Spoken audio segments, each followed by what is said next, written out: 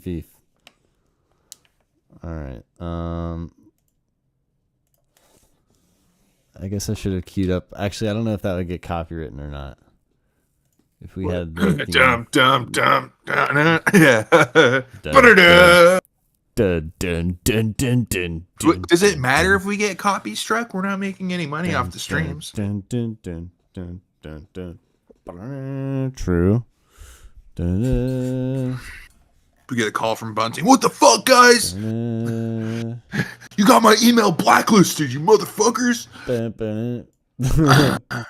Yeah, that would be so good. That would be quite hilarious. But no, what's up, y'all? Happy Friday. What's up, Dino? Hello, hello. How was your Friday so far? It just started like an hour and 20 minutes ago. Oh my god, it just started. That's a vibe. Yeah. All right. Yeah. I woke up like at like 1:30. Gotcha. I see. I think I woke up at like 7:30 or 8. I think what time? I don't even know. It was definitely early.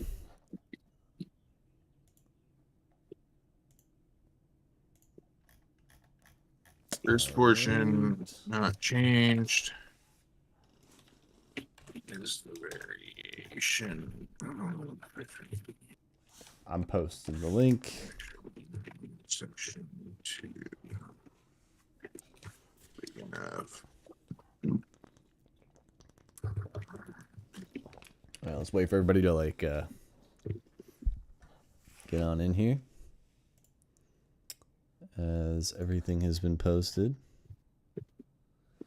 Greetings.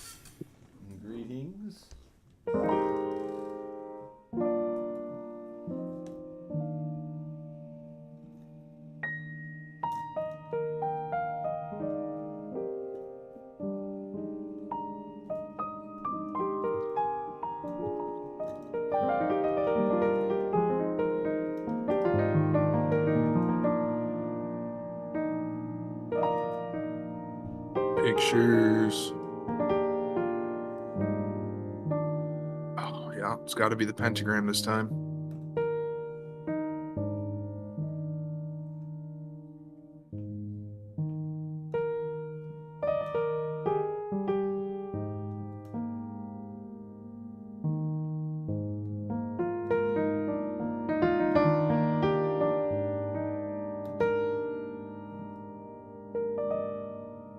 All right, there you go.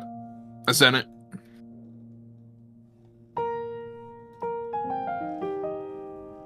It's submitted. All right. Hopefully the levels were good. Chat, the piano, all that. That means if that level's good, then that means the stream level will hopefully be good. Did we already post it? And then you saw that Shuli wants to go last, right? I did see that. Thank you for the reminder.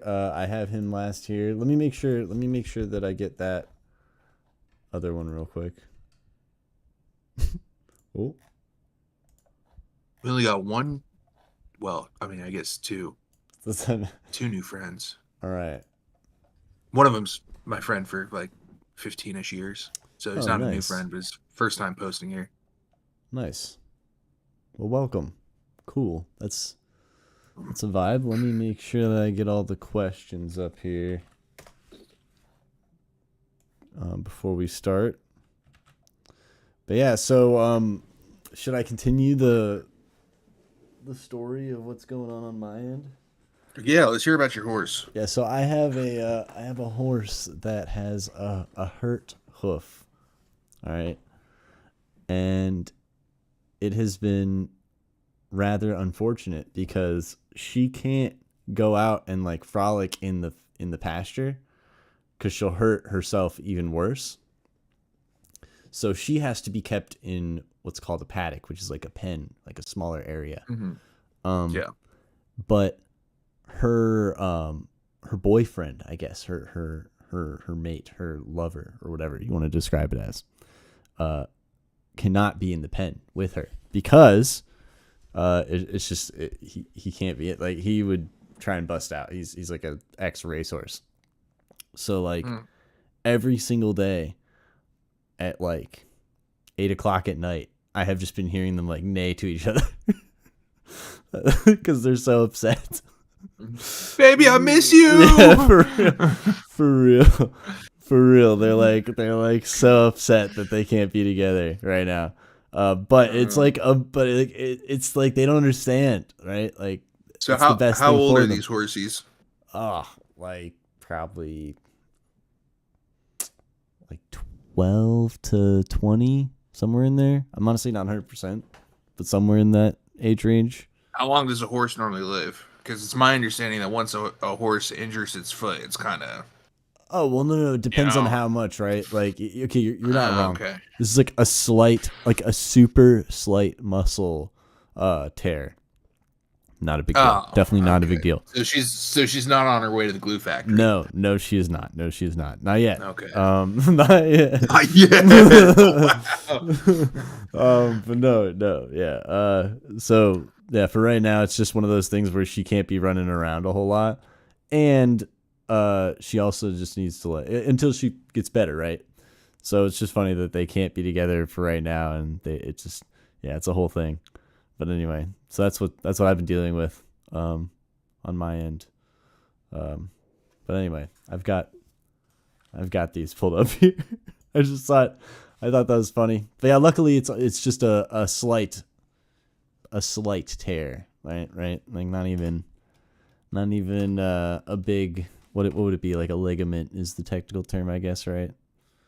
No big ligaments were torn. Okay. Which is great. Because Are we ready to crack this off, or are we still editing other people's questions? I'm just trying to get them a little bit nicer, a little bit more easily visible for everyone here. Love you guys. All right, let's do this. First off, we got the dub attack. All right, this isn't just like a normal thing. All right, this is an attack. Okay, so I'm ready for it. All right, here we go.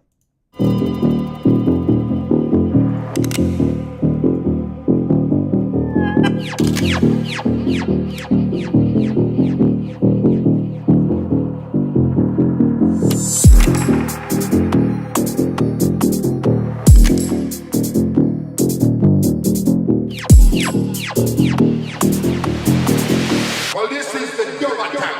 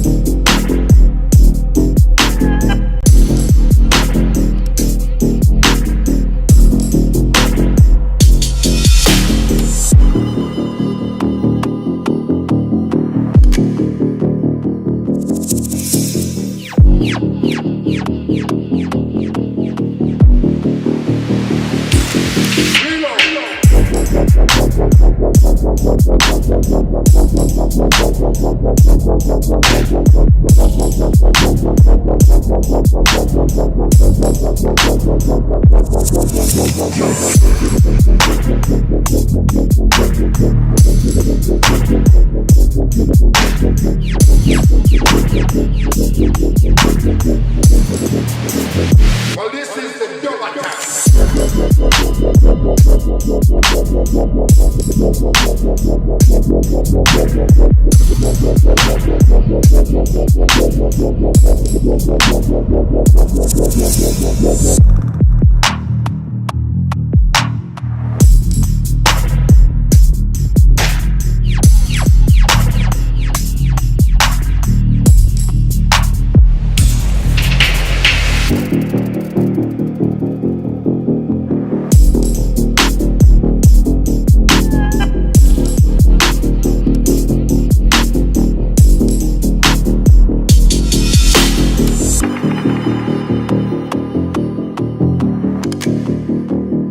Well,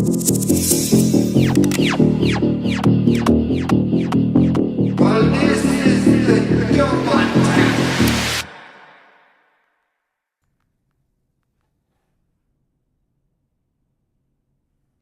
Well, Hold on a second. Go ahead and Feef on this. I'll be right back. okay. Alrighty. That was a pretty cool track. I liked it. I definitely thought it was groovy. It had like a nice theme to it. So it was fun. That was fun. How do you feel about the sound design in the second drop? Does synth sound full enough? I guess like, here's my opinion on a lot of the sound design, and I'm going to show you exactly what I'm talking about here. This is some of the stuff that I found that it's not that it's like horrible. I thought it was quite good. Like the sound design, the ideas are great. The execution though is what felt kind of weird. So like in the second drop, for example, which is what you're asking about, we'll start there. There are these kind of main synths that you're using. And I feel like those main synths have a lot of low mids that just make the track feel really just muddy to the point where I can almost, I think, hear the mud, like those frequencies.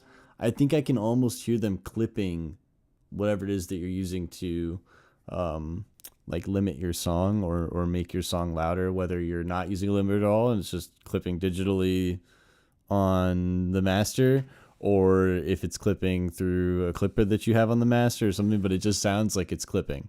And it's like digital clipping and not in like a pleasant way, like in a like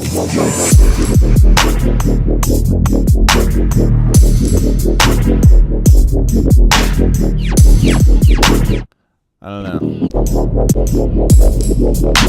See, like there are these moments where the like loudness, the resonance of it, I guess feels, yeah, distorted, right? And in my opinion, it doesn't sound great distorted. As far as like a full enough sound, though, I do think that they have a relatively full sound.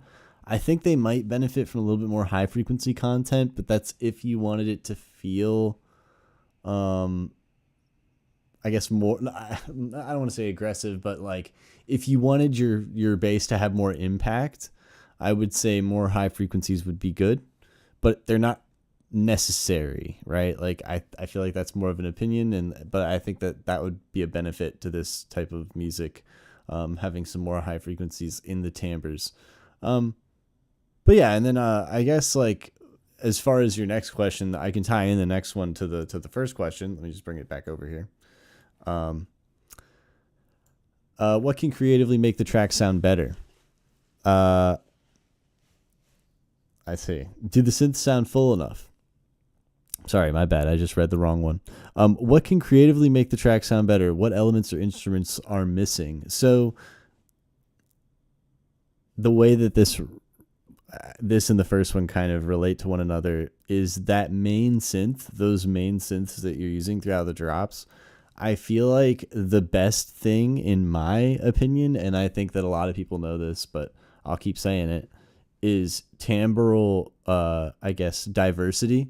So having the timbres or sound of your basses change more regularly, I think makes the track sound a lot cooler and more interesting. It doesn't have to happen often, but just a little bit more regularly. There are these kind of moments where I'm like wishing for like even just a slight variation of the timbre just to create that feeling of like freshness.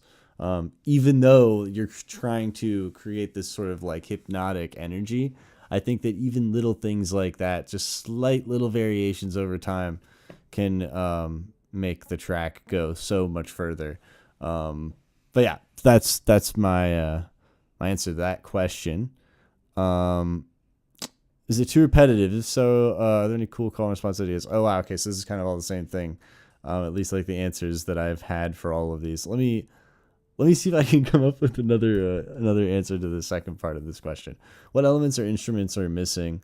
I feel like you could definitely get away with a little bit more mid-range information in some way, right?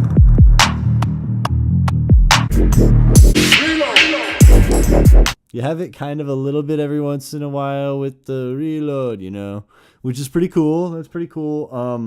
But it's not quite enough.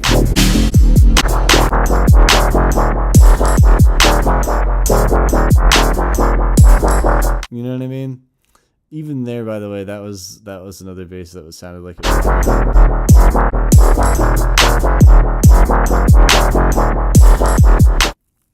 Anyway, so yeah, more mid-range information.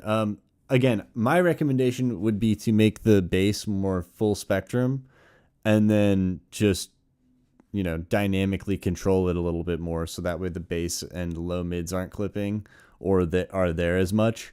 And then obviously you'll end up with more high frequency and mid frequencies if you boost them or add them via saturation or something like that, right? Like, but some level of increasing of those frequencies, I think would be good for this. And yeah, the dynamic control is the big thing though. Like, if you don't know about clip to zero, I don't know. We need to get a clip to zero bingo. We need to get that bingo going, Dino. We need that soon. I think that'd be funny, just to have flock flip bingo, because I swear every fucking time this comes up, clip to zero is a really good way to like do this, to like control these instruments and make them feel good and loud and clean and clipped, but in a very controlled way, in a way that sounds good, in a way that makes sense. Yeah. Let's see. What other questions do you have here? So yeah, that's my answer to that. Yeah, too repetitive. So any cool call response? Yeah, all you gotta do is just change the timbre. Like, you could even keep it as simple as it is, as far as like the way the timbres are laid out. I think that it's not too difficult. Like, it's not that bad. But I think that if you just change the timbre up a little bit more, like, let me see if I can find this moment, right, where you have this little transition. Why can't the timbre change here to be like a different type of sound, right? Like slightly, right? Like slightly different, not a lot different, but it's stuff like that where I think it would sound really nice.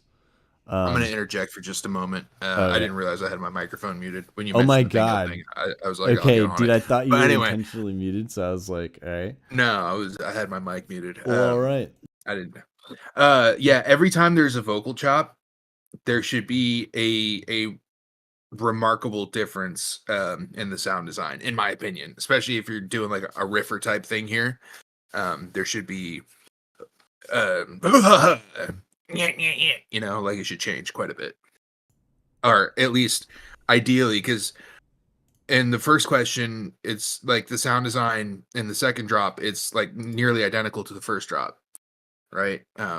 So I just feel like there should be like, and you have a drop one with an A and a B section, you have a drop two with an A and a B section, but it doesn't feel like an A and like you have the potential for an A and a B section because you have that natural break in the track when you have those vocal clips. But anyway, that's my interjection. Go ahead, finish. I'm sorry. I didn't mean to interrupt. No, yeah. I was also explaining how like the low mids even too, just like all of that combined is like what I think would be really good to address.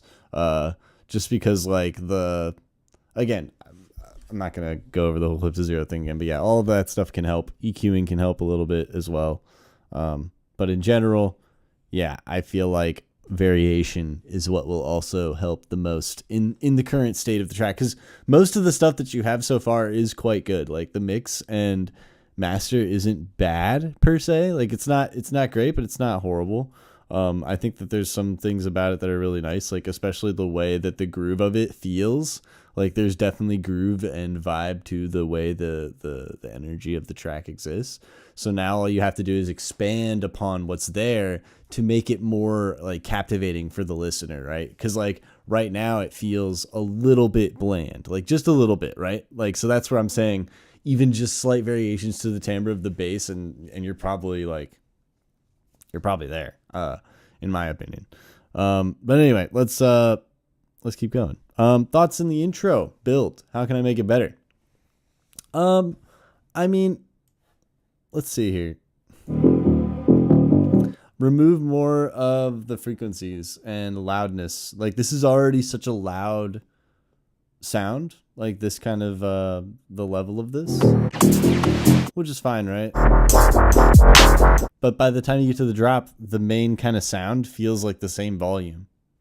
You know, it feels like there's no energy change between this.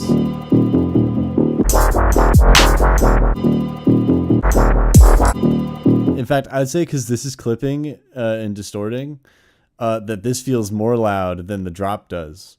This little intro section here feels more loud than the drop.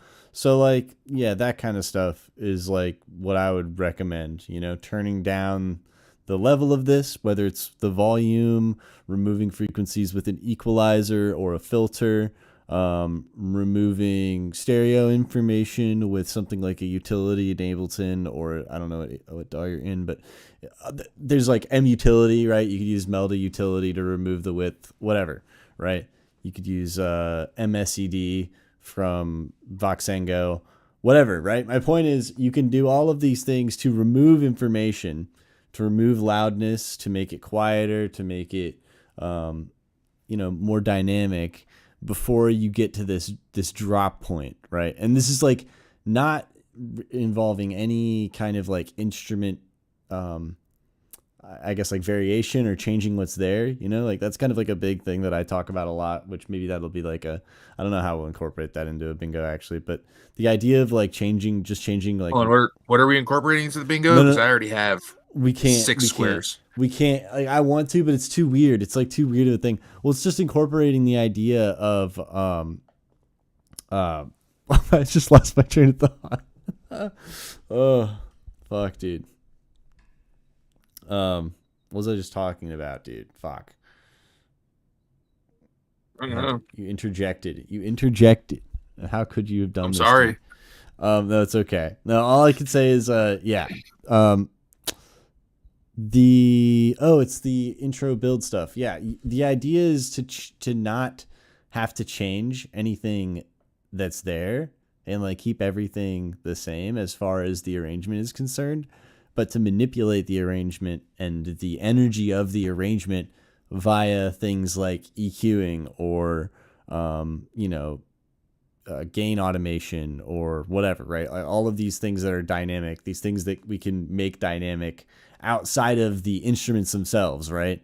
Because the instruments themselves could be, maybe we don't want to add more instruments. Maybe we want to make this a really minimal song, right? So instead of having to add an instrument to do this thing that we want to have happen, we can just make that happen with the instruments that we already have, by manipulating their energy. So that's why I say things like, reducing volume is a great place to start. That's like the most simple place to start, in my opinion. Because, if this first section is quieter, volume-wise is quieter than this part, then they're going to feel like different levels of energy, right? This one's going to feel a lot lower level of energy if you have it quieter, turned down, than this one. Right now, I would say that they have a very similar energy level, so there's not a big discrepancy, so it doesn't feel like there's this drop because of that. So like that's the reason why that there's no drop, because like right now it's just like this, right? So what you want is, if this is like the intro, you want the intro to be down here, and then when the drop comes, in fact, like sometimes like I'll start my tracks like this, right? So like I'm essentially, or even like this, right? Like sometimes I'll do that. But the point is, like, there's always this part here where there's like this jump to where everything is like full, where everything exists. Everything is like full spectrum. There's full volume on everything, and the EQ is like all opened up, and etc. Right? Like all of that is, essentially what I'm hopefully trying to convey. And I talk about it a lot, but yeah, no, I think that that's the way to go. on any track, but especially this, because you can hear that these are about the same level in volume.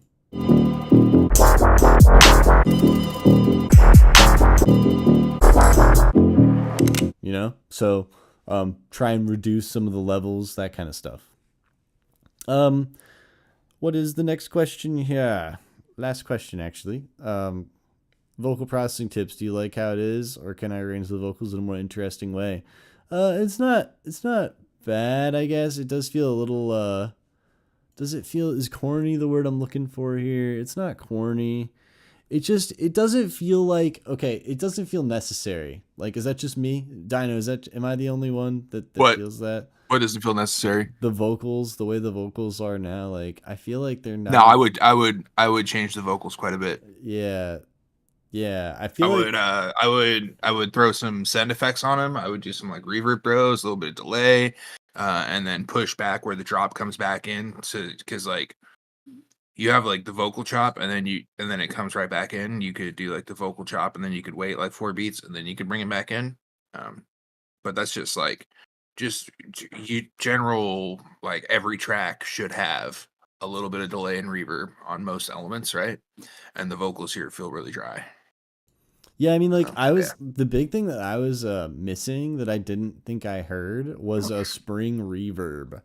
I was really looking for a spring reverb on the vocal, like a really wet spring reverb. You know what I mean? Like we're in the hall, you know, or whatever, the tunnel, type spring reverb, which would be great. So yeah, that kind of stuff. Yeah, that would be good. I think I went over everything. Yeah. So you're up, Dino. I think I covered everything. Definitely all right. Cool track. I addressed 1 and 2 already in my interjection. Too repetitive. I addressed that in my interjection as well. Thoughts on intro build. How can I make it better? I feel like Magduit addressed that. Vocal processing tips. I feel like I just addressed that as well.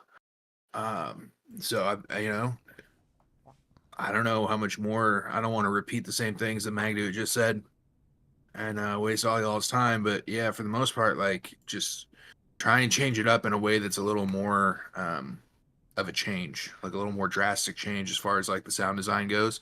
And it was sick sound design. Like something that really hopped out to me though is on the meter, I could tell that there was bass, but through the headphones, like as far as like felt and perceived sound went, I really only picked up bass when the kick was going. So that might be something you might want to address through like listening rather than, because it like, I don't know if, and it was registering as F sharp. Can we get like just a section of the drop, please?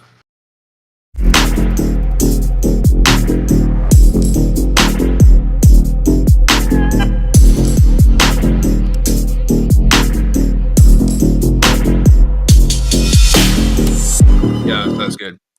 And that might just be compression through compression through compression, but I'm not picking up enough bass, which is not something that's usually lost through compression. Usually you get like artifacts on the high end and muted mids. I agree with you. The sub is very, very muted, but that's because, okay, so in my opinion, it's actually probably at an okay level, given that we're listening through headphones, but all he has is that fundamental. And then there's like this big gap of space. Camping the root note is always not fun either. Right. So there's no like extra harmonics after that fundamental that are kind of like hinting at the existence of the fundamental. You know what I'm talking about, right? Like the third harmonic. For when you're trying to listen on one of these versus these or one of those. Right. Right. Or even these versus like one of the, right? Like a sub, right? Like these versus like an actual sub. Like that's what I was pointing at, was the sub. Sitting over there. Okay. Yeah. But yeah, so that's basically why. So I think that's why we can't really perceive it as well as one might on a system. Yeah, but our headphones go deeper and lower than the subs do, for sure. Yes, like that sub but it's bottoms out at like 41 or 40 hertz, like at a meaningful level, and then it really drops at 38. And these guys go down like 24. As far as like actual perceivable audio goes, it goes down to You're the not human wrong. hearing. You're not wrong. It's something we can obviously hear. Yeah, we can hear it. Like we can already hear this for sure. We can feel this problem. But what I'm saying Right. is like the reason why this kind of stuff could develop is because people aren't really thinking about the fact that like certain things can't reproduce these frequencies very well. That's kind of the Right. idea behind the So, conversation. and then in that same note, with what you're going on there, in that same thought process, if I can barely hear it on my headphones, it's gone on this. Yeah. And this is, unfortunately, this is realistically the majority of your listening audience is going to be in one of these or in a car, earbuds, but I doubt, or yeah, or earbuds, AirPods, which fucking AirPods, won't be bro. able to reproduce that either. I don't think that No, for sure. Yeah. For sure. These guys might, but these are like highly specialized in-ear monitors, like, you know. But again, at the same time, not everybody has a fucking headphone problem like old Dino. But, overall, I'm going to say some good things about this track, too. I enjoyed it. I did enjoy the flow. As far as, like, riffer-type tracks go, it reminded me of some like the older deep dubstep, and if you could modernize the sound design a little more, bring in like some of these more modern techniques, like even just like imprinting tones with the vocoder, so that, or getting away from F sharp, like especially with something like this, you could easily, it was the da da da da da da, like that almost triplet flow. You could easily go like F sharp F E. Or you could go F sharp, E sharp, D. Or not E sharp, there is no E sharp. You go like F sharp, D sharp, D, right? F sharp, E, D sharp, right? Like you could easily, and that would like kind of like boom, boom, boom, boom, boom, and that can have a pretty profound effect, especially when you're working with like this clean of it. Because, and this is one of the squares that I put on here. We're going to talk about the squares in a little bit, but like, who's your audience, right? If your audience is like sound system culture, like all the dub raga guys, like this track is really good, right? But if you want it to be listened to by like your average Spotify American or Spotify person, right? Sorry, I was using the Walmart American term. I've been watching too much Asmongold. If your audience is your average Spotify listener, like this track is nowhere near complete. But if this is just to be played out like as like an ID dub plate, whatever, then it's fine. But that's just my take on the thing. I'm always trying to consider like who am I making this track for? But yeah, that's that. And then for the vocals, like I said, every time you have a break in the vocals, like there should be a little bit of like extra reverb on it, a little bit of extra delay, and then you could space that out to the next drop, and then that makes for a more impactful like reintroduction of the bass, and then that will allow you to change it up significantly. Even something as simple as like a bit crusher or a vocoder, like you could do like a bit crusher here, a vocoder there, ring mod here, all three somewhere else, and just like really, and you could even like start it at like full wet and then bring it down to where it's just the dry signal. I mean, there's all sorts of things. It's just like very little things you could do. Very little like effects chain things that would spice it up enough, because the flow here changes, but it doesn't change significantly enough for my taste. And I always tell you guys, like, the way you can change things up is you could do the melodic content, so like the actual notes, you could do the flow, or you could do the sound design, the timbre, that kind of stuff. And in this case, I think the timbre is what needs to change, but I feel like Magduit really addressed that pretty well. So yeah, are we ready to move on? Yes, sir. Yeah, All thank right, you very sweet. much, Gran. That was a cool track. Keep flexing. I hope that you keep flexing on it. I look forward to hearing it again. Yeah, keep flexing. Heck yeah, man. Yeah. All right. Next up, we got this crazy kooky cat. This guy. Stopping. yeah, and he's dropping. he's one of the squares too. Stopping and dropping. Yeah, Select mode of. Oh, I'm sorry. I didn't interrupt you. What did you say? he's one of the squares too. Oh, really? Poyo gets his own square. It's not entirely his own square. It's a 3-pack square. Oh, okay. If any one of these three individuals submit, it's a free square basically. Yeah. Okay. I see. Thank goodness. I gotta have Thank goodness. I need to have more than just the center free square. Fair enough. Fair enough. All right. Yeah. Well, let's stop and drop as Boyo says. And I guess firefighters probably say that. Who else says that? Teachers might say that. Police maybe. Yeah, okay, I think that's about it. All right, here we go. Please select mode of death. Quick and painless, or slow and horrible. Yeah, I'd like to place a collect call. You have selected slow and horrible. Good choice.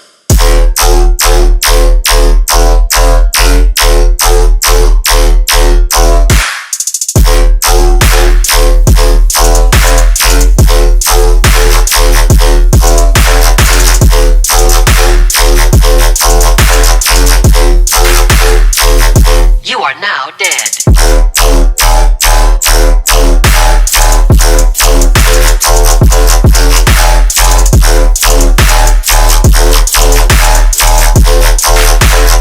Thank you for using Stop and Drop.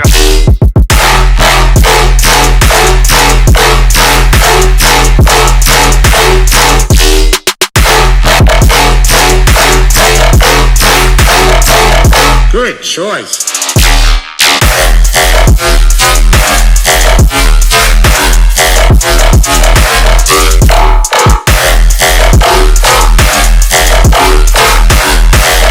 Please select mode of death. All right, I'm gonna roast you, Poyo, Flex. because I love you. I'm gonna work in reverse here too. Question 3. I'm not a Serum 2 gang member. I'm not a Serum gang member either. Because I almost finished paying off Serum through Splice, and then I fucking killed my Splice subscription. So my copy of Serum is less than kosher, and Serum 2 doesn't seem to want to work on my computer for more than 6.5 minutes or more than 3 effects. So, and I don't think that's a result of it being a Russian version of Serum. So, that being said, I'm not a Serum gang member. And I'm not sure that I want to be, although the spectral stuff looks cool. All right, question 2. First time using mid-side EQ on the master chain. Can you explain what it's doing for my mix? I don't know. What'd you make it do? Usually you want to cut the lows on the mids and then boost the highs on the mids, and then cut the highs on. I'm sorry, cut the lows on the side and boost the highs, and then cut some of the highs on the mid and boost the low. So it just depends on what you're doing with it. I also use it for like kind of multi-band stuff, but you are an FL Studio, so your frequency splitting is a little bit easier. But like, yeah, I use it in Ableton to like band split my mid sides, and then like my highs and lows and mids. There's 2 different kinds of mid here. You know what I'm saying. You're picking up what I'm putting down. But it depends on what you're doing. All right. And then question 1. I hope you got some seasoning, because you're about to be roasted, son. Rhythm flows are fucking boring. Said what I said. Quarter note, half beat flows. That's all. Every now and again, you have a fucking 8th note fucking fill. Maybe, if you're lucky. This track did. Good job, boy. Good job. You know, if you took this sound design, okay, and you applied it to like some like really rhythmic drum and bass, which you make drum and bass. I know you make drum and bass. I know you do. You've submitted drum and bass. If you applied some of these sound design ideas to drum and bass, then like, now we're cooking, right? If you actually had like some real like rhythmic activity going on here, you know, now we're cooking, okay? The sound design was absolutely disgusting. And I mean that in the most loving way possible. Like, but it's same note over and over again in the same flow, right? And so going back to the advice I gave the last guy, right, which was he needed to change the sound design up, right? Because his flows were evolving and in a meaningful way, right? Evolving-ish in a meaningful way. Like this is, I don't know. You could easily have one of these be like, especially in like a drum and bass tune, or even fucking electro, dude. I know you make electro too, right? You call and then on a different note, on a different note, on a different note. So not F and then F again and then F again and then F again, right? Okay, on a different note, like A, right? Where are we at here? A, and then G sharp. Or G sharp and then F, right? Is that a proper? No, that's not a proper one. You could go G sharp and then G, or A and then G sharp. Doesn't matter, dude. But like, yeah, I don't know. It leaves me wanting more because it's such sick and intentional sound design, and then it's used in the most like pedestrian way possible. I think that might be my real gripe with Rhythm and Tear Out. It's like it's like all of the thought goes into like how can we make this sound as sick as possible, and then use it in the most like, and you know what? And I'm getting the feeling, and now I'm just ranting, and with this I'll shut up, right? I'm getting the feeling it's because bad DJs don't know how to mix flows, like real flows. They don't know about phrase matching and all that kind of stuff, and it's easy to mix. What do they call it? Chopping, right? It's easy to chop in yacht into yacht. It doesn't require any like creative mixing skills. Anyway, I'm done. I love you, Poyo. We'll get you away from rhythm. As far as that genre goes, it's a good track. I just, it's fucking, it's a waste of time, bro. Like you're putting all this time and all this effort just to the same, and in this one it was da da da da da da da da da da da da da da da da da, or it was da da da da da da da. It's always the same. Oh, fuck, man. Fuck. It's like it's a waste of your talents, bro. Anyway, I love you, Big Dog. I'm gonna stop on that. He's gonna take a break from working at the gym and listen to this and be like, oh man, I knew I should have posted something that showed off my creative talents a little bit more, because I know you have it in you, right? And maybe I'm biased against rhythm. I'm definitely biased against rhythm. There's not a maybe in there. But I've said what I've said. Bias. Go ahead, Mag, dude. Yeah, I mean, I feel like Poyo kind of knows I'm not like a huge rhythm fan, but I don't hate it, right? So I feel like despite your bias, there's a level of level-headedness that I can maybe bring to the table, but I'm also a little bit biased to the fact that there's rhythm. So maybe I shouldn't say it like this, but no, yeah, okay. So there's rhythm ideas that are good, okay? Meaning, I think that there are certain things about rhythm that I really like, okay? I think that the flow is really fun. I think that the idea behind how the flow is so simple and silly is fun. But I think that there is a fine line between the fun aspect of it and it being that way, and also being like intelligent and intellectual versus being like fun and not very intelligent and intellectual, right? And Okay, but you can be fun and intelligent and intellectual and have all those things. Like happy hardcore is a thing. Like that is the most bubbly and fabulous genre there is. Right. Okay, but it's extremely intelligent. Right, but what I'm trying to say, hear me out. Okay, all right. What I'm trying to say, right, is from the perspective of attention span, and this is my opinion, right? None of this is fact. I'm literally just speaking my opinion, okay? But from the perspective of attention span, I think that it makes sense that people would really like rhythm, right? Like, because if you don't have a really long attention span, then it's really easy to enjoy things that I think are more repetitive, because like you're more focused on the smaller picture than the big picture, right? So like you don't care that you've just heard the same sound 14 times in a row.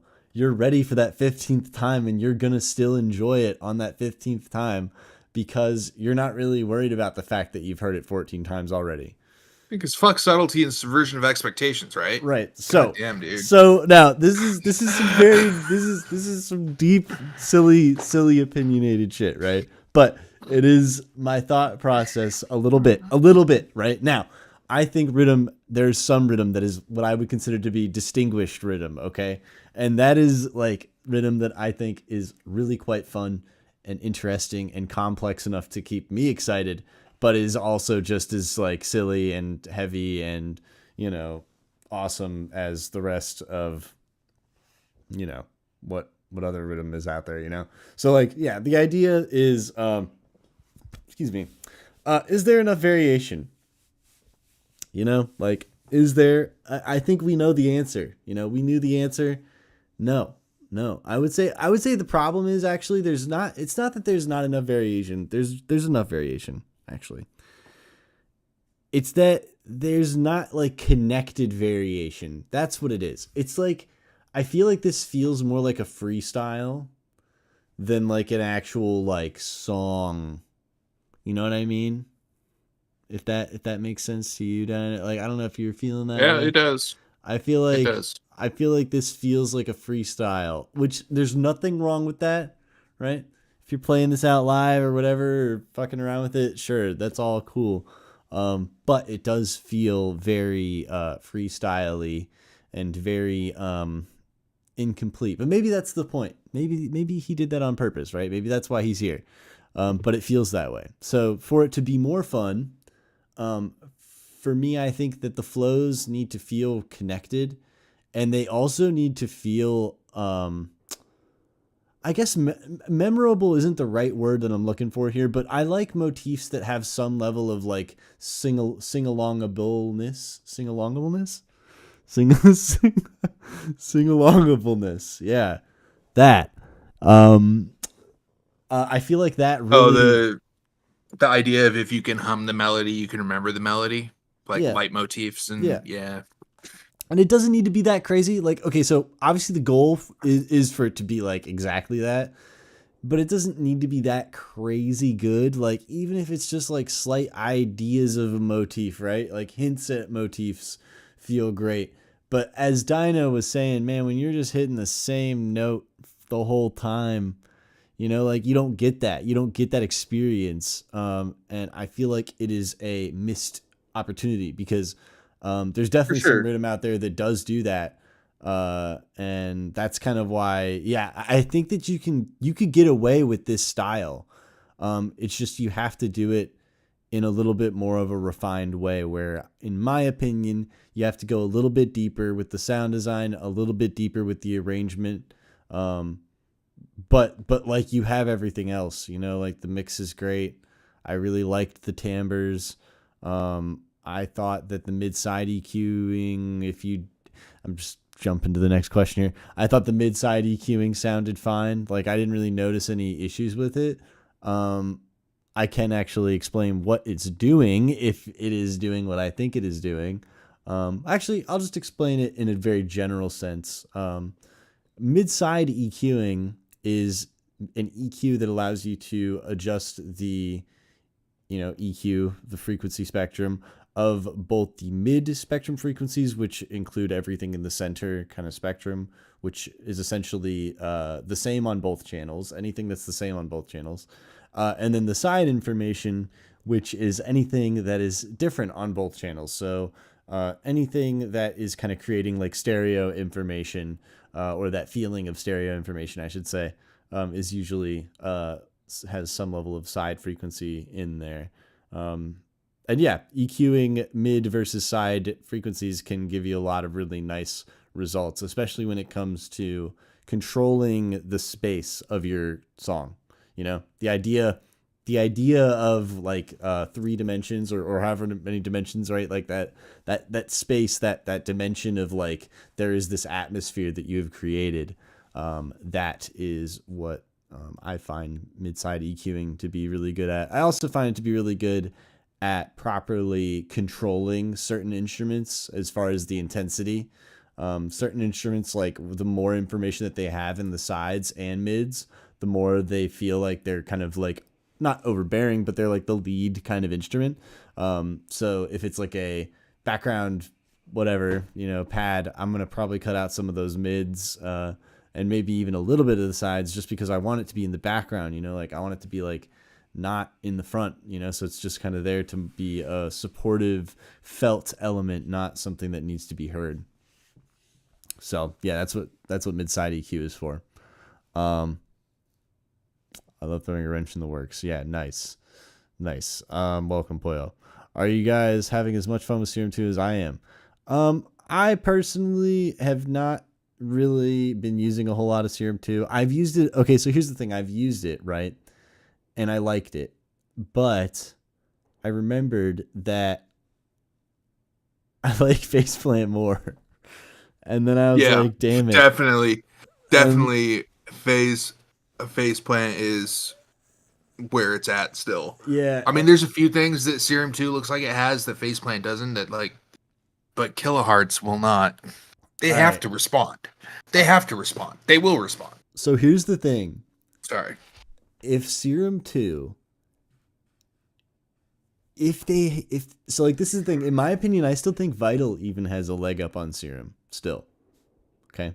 Even now, all right? Which is a problem in my opinion. That's Steve Duda fucked up a little bit. But the problem that this is a gripe, but it's a personal one, and it may be a silly one, but this is the gripe. Serum 2 does not let you use the spectral wavetable warping on normal wavetables. It has to be a spectral audio sample if you want to use the spectral warping algorithms on that oscillator. And that is a problem to me, in my opinion, because the coolest part about spectral things, and again, this is all opinion, right? But the coolest part about the spectral stuff is being able to kind of like, I guess, parse it over multiple things, like parse it over like lots of different stuff. And that's why I think Vital's spectral stuff is so fun, because you can use it on anything, right? Like you can use it on both like wavetable or sample or whatever, right? And that's why, yeah, I don't know. I just wish that there was some more fun ways of incorporating the spectral elements of sampling or synthesizing rather into the synth, and there just really isn't. So I sent you a copy of Rev 1 of the bingo squares. Yeah, let's see here. What is one of the bingo squares? Oh, is this it? Should I open this on stream? Here, I'll just open it. I mean, if you want. I think these are all things that happen common enough. Feef meme folder. What is this? Select whole That's table. Clip to zeros is under that one. Oh, clip to zero. Freak square, very there. 5 check. Lothall's asleep. Dino has a stroke. What? Why is that on there? I had a stroke earlier. What? No. Arrange. If I have a spastic attack. Oh, okay. I see. Yeah. Play a hokey reel. Raph sparks a joy. Who's your audience? FFF. Yeah, this is great. I'm loving it already. Yeah. But anyway, so what were we saying? What were we saying about this? We're on a. Oh yeah. So I think this is pretty much it. Poyo, it was cool, but man, like, it just feels cheap, It feels cheap. I'm sure See, this is the thing, Dino, and we got to be honest with ourselves. You know that this is fire, right? Like, it's like what Yeah, all it's the kids, as far as rhythm goes, it's fantastic. But I know that Poyo can do better. it's just straight. I feel robbed. Fucking fire, dude. Like, it's straight fire. So like, Poyo, you got to understand, like, it's good rhythm, but It's still rhythm. We know that you could educate people. All right, you don't have to degenerate, right? You don't have to create a degenerate vibe. You can create a fucking. I'm sorry, by the way. It's really not that bad. I'm being a little bit overzealous here. I'm just trying to say, like, it would be really nice and I think fun to hear more variation. That's it. That's, I think, the big thing that both Dino and I love, and we know you can do it as well.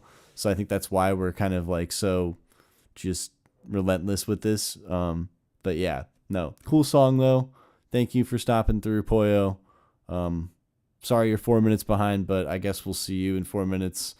Yeah. Or you'll see this in 4 minutes. You'll see this in 4 minutes. And yeah.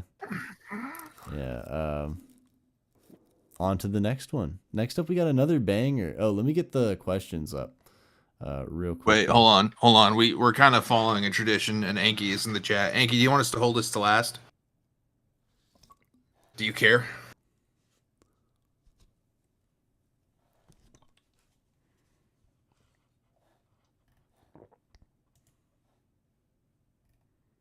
We'll see if he gets back to us on that. Yep. Let's see.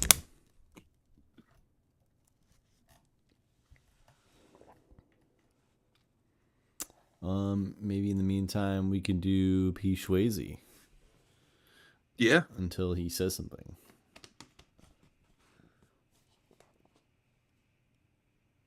Oh, Shuli is here too. Okay. Which means I assume Shuli would be okay with that. Assuming Enki wants to go last. Anyway. For now we're gonna skip you, Enki, because I agree you have been kind of doing that thing where you end the night on some chill energy. So for now, we're gonna skip that. I think that's our way of saying we need a chill track to digest all of the other stuff. Yes. Yeah, I think that it is a very fun vibe to have at the end of this Feef. So no, I'm on board. Right. Anyway, do we have questions with this track, or is Patrick wanting to get thrown in the oven? Oh shit, he's wanting the heat, it looks like. I don't see any questions. Let me do a reload. Ooh. Uh-oh. Send him to the chat right now. Yeah, send him in now, brother. And we'll listen to this. Yep. I kind of want to. I want the questions before we start. Send them quick.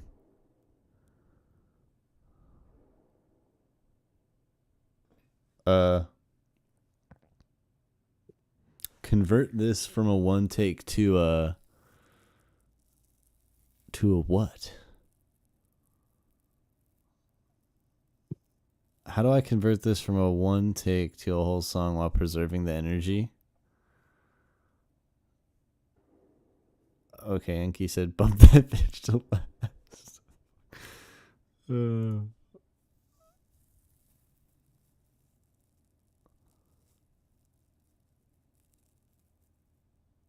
All right, let's hear. That's a good enough. All right, how do you convert this from one take to a whole song? Okay, I can answer that without even listening to the track. Chorus, hook, bridge. Right? Intro, hook, chorus, bridge, chorus, outro. Done. True. Didn't even need to listen. Sorry, go ahead. Let's hear this. All right, yeah. Let's see. Live one take. I guess no real questions still. More like we need to know, what do you want? Where do you want to go with this? Like, we can help you get some ideas for how to answer the question you've asked. but it doesn't really apply to your song directly, right? That's why I think Dino was answering it also the way that he was. It's like, this is not really like applying very closely to your track, right? Like this is a pretty broad question where you could ask, like, does this instrument sit well in the mix or whatever, right? Like I'm just spitballing, right? I'm just saying things. But like be a little bit more specific. You don't have to be maybe that specific, but definitely a little bit more specific. But anyway, live one take. Tell me what it costs, is this okay? I don't wanna lose you, I can't change all the memories that we can't save, all the times that we couldn't explain. What I gotta do, lose myself. I don't wanna lose you just yet. I can't even know.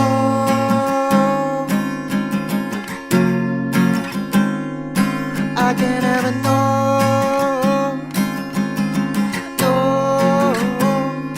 where you stand. Where you stand? Where you stand? Stand for me, I can't know. All you know is my name.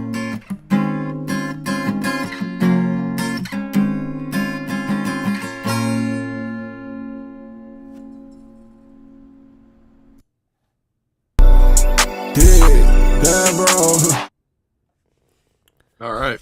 Go ahead, Mr. Maggot. Sheesh. Here you go. Jeez, we're Here about we to go. drop into the fucking hood off that track, bro.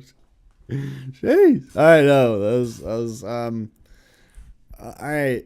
All right, mainly looking for ideas on variation ideas and instruments to use besides drums, if any. Okay, so here's the thing. I think instruments that are not rhythmic, are great. I think the idea is a good idea. It's like a very like atmospheric, very orchestral, very cinematic type of idea, which I think can work. My recommendation is to kind of run with the classic instruments that go along with that sort of stuff. So most time when I think of classical instruments that are used in a cinematic way, I think of what's his name? Who's the dude?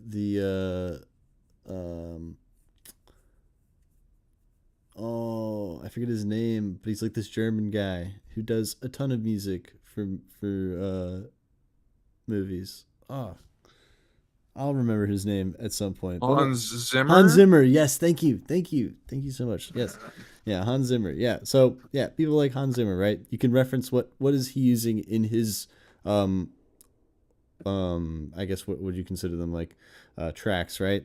And his tracks like probably have like lots of strings, lots of horns, lots of timpanis, lots An of Oberheim 8. yeah, Yeah. $70,000 synthesizer. yeah, probably one of those too. Yeah. I don't know if that's like the necessary thing that I'm thinking about, but the A idea copy of Vital should do it, the idea that I'm hopefully trying to help you with here, at least the reason why I brought you down that like thought process, is like try to think about what your song is meant for, or what you want your song to be meant for, or what, like, give your song meaning, right? So from the standpoint of the instruments that you should use along with your song, well, what do you want them to be, right? Like that's really up to you. And like in my opinion, you could go a very cinematic route, right? And I think that could be fun. But, that's kind of just my opinion. You could also do a lot of other stuff, that aren't drums. So you're saying like you don't want drums. There's like a ton of instruments that are in that category. Not drums is a pretty big category of sounds. So I'm gonna have to yeah, sorry, go ahead, finish. My bad. My point is, yeah, just orchestral stuff I feel like would work really well here. I also do think that for it being one take, it sounded quite good. The one thing that I would recommend, and this is just something that I noticed, is that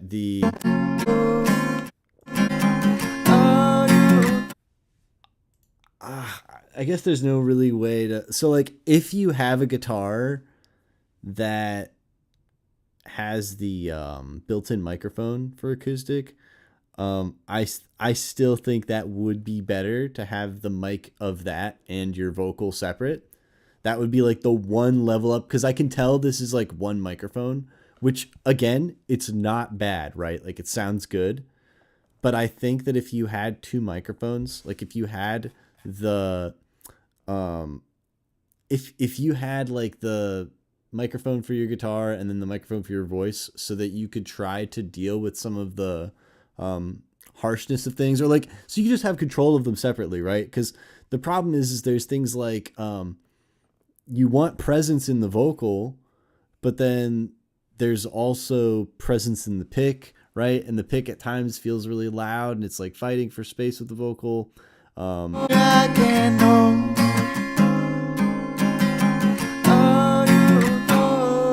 Right, and it's like, I can tell that they're both together, which again, sometimes that's a vibe, right? But I think that if you're trying to go for, can I stem it out instead of recording? Here is what I would recommend to you, right? Because like, the reality is, like, my answer is technically no. You just need multiple takes, brother. That's what it is. Yeah, technically you need multiple. You need multiple recordings. It could be still one take, but you would benefit greatly from. And I don't mean to interrupt. I sent her a recording to Brad Magdo, and I'll send it to you later too, Patrick. It's the Beards of Harmony cover of a Tool track, right in two, where they have two vocalists, two guitarists, and a bassist, and each guitar has its own microphone, each vocalist has its own microphone, the bass has a microphone, and then there's a microphone for all of them, right? I understand this is a very expensive way to do things, but Magda's absolutely right. You want to have multiple things doing dedicated work, right? And then that'll get you stuff like pick noise, fret noise, other things that like humanize and make it more real, like, because this is a real recording, right? And you want to emphasize that, like, you are never gonna get string slides out of a VST or something like that, which, you know, you are good enough at guitar to where you should and could emphasize these things. I'm sorry, I didn't mean to interrupt. Go ahead. No, you need multiple mics though. You're spitting facts, and yeah, no, I'm glad that you mentioned more reasons as to like why, you know, like it's one of those things where, like, whatever route you want to go, right, you got to go 100% of the way. That's the thing, right? So if you want to do some of this more acapella stuff, which sounds great, by the way, I think it sounds really good. I think that it's obvious you've been practicing it, and it sounds better, you know, keep sounding. Yeah, don't ever get involved with auto-tune, dude. Yeah. Your voice is really, really good for, like, yeah. I don't know. It's, yeah. Facts. Rose over here knocking on what's that guy that everyone makes fun of? I'll remember his name. Anyway. Dave Matthews. Knocking on Dave Matthews' door. Dave Matthews vibes. Hell yeah. Yeah. Yeah, man. No, I mean, the reality is, like, you can't, I mean, like, what do you want to do with this song, you know? It kind of goes, we're going to full circle here. You have to give the song meaning, right? Like, you got to give the song meaning like, why, right? Why are you doing it? Why are you making it? Does it require multiple takes? You know, does it require that? In my opinion, I always like had this silly unattainable goal bar like set like way up here when it comes to like my goal for my music, but I also have these like smaller goals that are like a little bit more attainable, and I find that yeah, as long as you have that like unattainable goal, then you're fine. So like, as far as my opinions, most of my opinions come from that perspective of there's this unattainable goal, which is like, the endless learning ideology, right?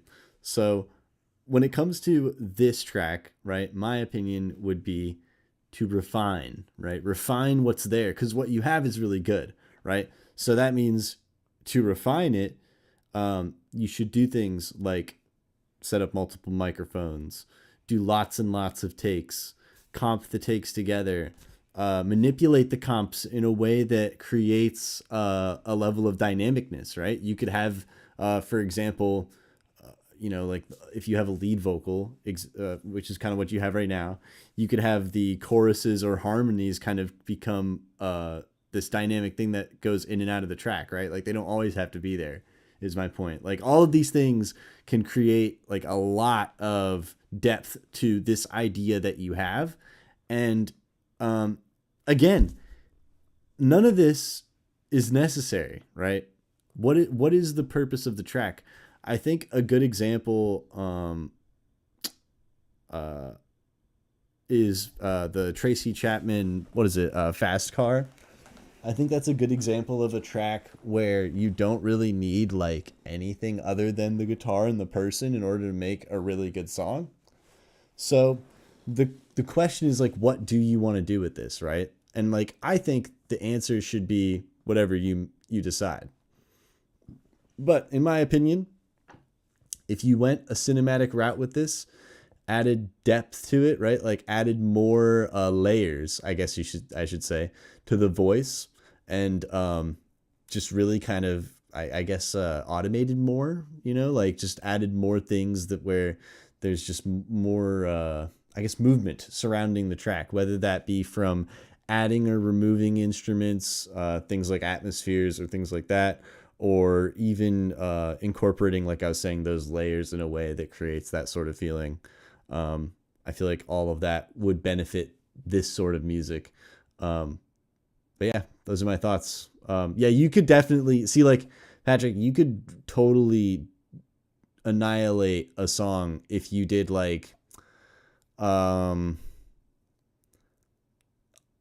going to go ahead and say 5 comped takes. Yeah. And if you don't know what that means, 5 comped takes, and I think you'd be set up. Well, but I don't mean like 5 regular takes though, Dino. I mean 5 comped takes. So like, that means each of those takes is a comped take, which means that you have cut however many takes it took to get a good take, right? So like, once you have 5 of those takes that are all good takes that have been comped from a bunch of takes that have partially good takes, right? Then I would say you could just make some of the most you cut and harmonize and chorus off of those 5, Yeah. My point is, by doing that, you, Patrick, could really create some nice sounding vocal stuff. And it's one of those things where like 5 is the minimum. Okay.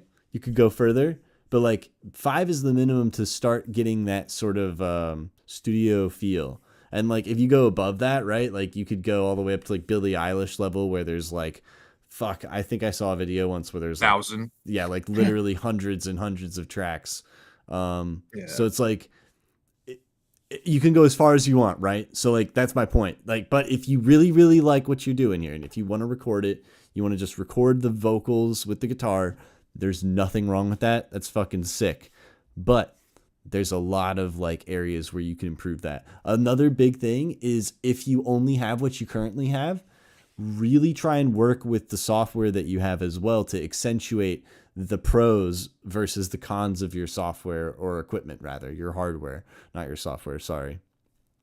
So like, a big thing I'm noticing here is like the whole track feels kind of thin, I think that you could use a little bit of software benefit, so some EQing here just to kind of like thicken, right?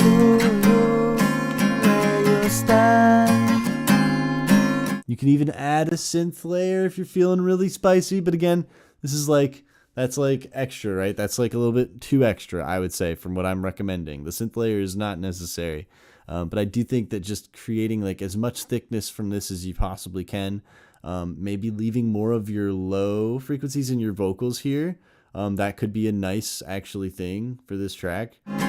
Where you stand for me, I can know. Also, you need to compress those vocals more. Yeah, you need to compress them a lot more, actually. Might even, yeah, it's used, you need to do a bunch of takes. You need to do a bunch of takes, you need to compress everything together, you need to EQ everything together, and you need to put it through some reverb. And that is not a lot of reverb, just a little bit. Just enough 5 to to 10%. yeah, just enough to Yep. like let it know that it's there, but that's it. And that's like you would have like, I feel like, Patrick, you should do that. You should really refine that process, that ideology. Because yeah, this is a good idea. I like this idea. What do you think? What do you think, Dino? Did I talk too much? Other instruments you can add. You can add like for a track like this, as far as drums go, I would go for like more brush and like felt head sticks. No, I'm not the ones that have like the ball on top, not the actual like drumsticks, because we're going for more of like a muted drum feel, I feel, or like a muted drum vibe, not like actual. You still want it to be like crispy and stuff, but not like overpowering and in your face. And the drums could definitely be in the back here. And then like a bass guitar would be good, or an upright bass, like the video I sent you. And then like I have to agree with Mr. Magdo here. Get your really good like finalized guitar thing, right? And then if it were me, I would take a bunch of copies of that and I would cut out everything but the transients on it and layer that back on top just to accentuate the transients. I would take just the bass and put a little bit of saturation on the bass element of it, not like the bass guitar, but like the bass frequencies, saturate those a little just to kind of like add some more oomph to it. And then I would put like a little bit of reverb on the dry one, you know, the one that doesn't have the bass and the one that doesn't have the transient accentuation. And like now we're already talking like 3 different things that you could do to just the guitar take, right? Just to like make it sparkle and shine a little more. 100%, a little bit of reverb on the vocals, a little bit of delay, like, and you could have it be a huge delay, but try and make it in time with and this is on the vocals. Try and have it make it in time with the rate at which you're singing. So if you're hitting a syllable every like quarter or eighth, then do that, right? Just to kind of like layer and stack those things. And that's another thing that you could do, is have it like, and this is, now we're getting to like arrangement territory. You could do like rounds. You could do like a choral round, you know, with your vocals. You could do panning stuff is pretty cool with vocals, where you have you could be singing different things at the same, like with the same tonality, the same note going, but in different ears. You could be doing the same thing but different notes in different ears, and then just a whole bunch of like weird kind of like fuckery stuff like that would be cool. Someone mentioned in the chat, I think it was either Jester or it was Keegan. It was Shuley. It does sound like a build to a chorus, right? And you could identify what your chorus is going to be and write that, and that's something that you're going to repeat like 2 or 3 times in the track, as far as like from an arrangement standpoint goes. So yeah, in summation, extra instruments like a soft drum kit, so like a jazz kit or something, or you could hook up with one of the many drummers in the Discord server and see if they're willing to do some takes. I see a few in the chat right now. Like a soft synthesizer, something that like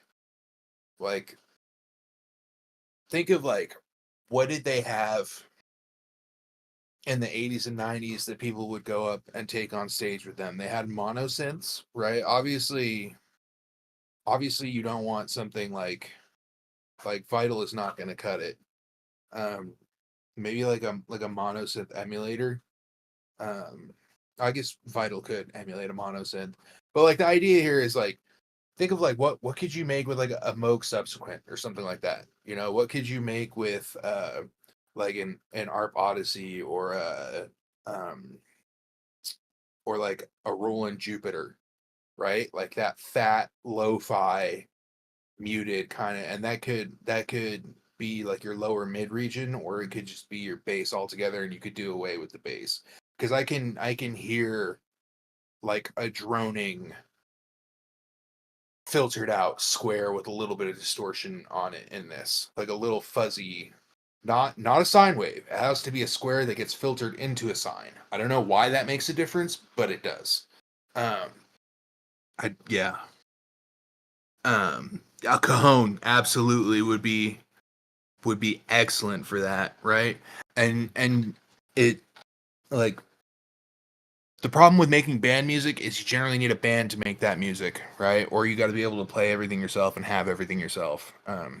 Because with this, if you put in like a programmed drum beat, it's just not going to hit the same. Like, you want those variations and imperfections, and you want someone, you either want to play along to the drum or you want the drummer to play along to you, so that, like, I mean, I'm sure you've been in bands before. When you lock in and you start grooving with someone else, like, that's when the magic happens, right? And that can happen over a recording too, especially if the person's listened to it a few times and they can anticipate where the changes are. That could be really cool. But I'm gonna revert back to what Magdo said. 100% multiple takes, multiple layers of the same take with multiple effects, all just subtly stacking on top of each other. You gotta have reverb though to put it in a space. Like, there is no situation in which you hear like a folk singer, like, and this in its current state, like guitar and vocal, this is folk, right? This is how I would currently classify it. There's no situation where a folk singer is just 100% dry, right? There's no listening environment in which a folks, even when you're in that room, because I know you know how to record with your microphone, you're able to get rid of a lot of those standing waves, and you may have some sort of noise deadening going on. You may have some sort of like, or maybe just the gain is turned down enough and you're close enough to your microphone, all that kind of stuff. But like, there needs to be some level of like spatial awareness in here. Like, I need to know that it's coming from somewhere, right? Yeah, very expensive to do by yourself. But that's where you get homies like Shuli, who has like a full drum kit and can help record that kind of stuff, right? But anyway, that's yeah. And do you know how I feel about your vocals? Don't ever auto-tune them. I think auto-tune has made the wrong people popular for the wrong reasons. But that's just the toxic music industry in general. Like, if you can't sing directly into a microphone straight out of a speaker, you shouldn't be singing in the first place. Because there are people out there who are like pitch perfect and don't need auto-tune, and they're falling by the wayside and that kind of stuff. But yeah. It's yeah. That's my take on that. Definitely continue this. In summation, layers. And like Magdo said, get yourself like, what are the classics? Like a Rode, right? A drum Rhodes kit. are good. Drum kits A are bass. I don't know that a Rode is the right vibe here. I think orchestral instruments, right? Like, Yeah. whether they're woodwinds like or a woodwinds, really? Woodwinds, dude, yeah. Like Fucking a flute? Yeah. Clarinet? Yeah. Bassoon? Oboe? Oboe. Oboe. Yeah. Oboe. No, yeah. So I All think like any of those kind of legato-y style instruments, right? Like the instruments that you would more often find being played in a very Sustainy legato, voice. sustained sort of, exactly. Yeah. So There's a lot of, because you have so much strumming going on here, and that can I get just like just hit play for a second? Where you stand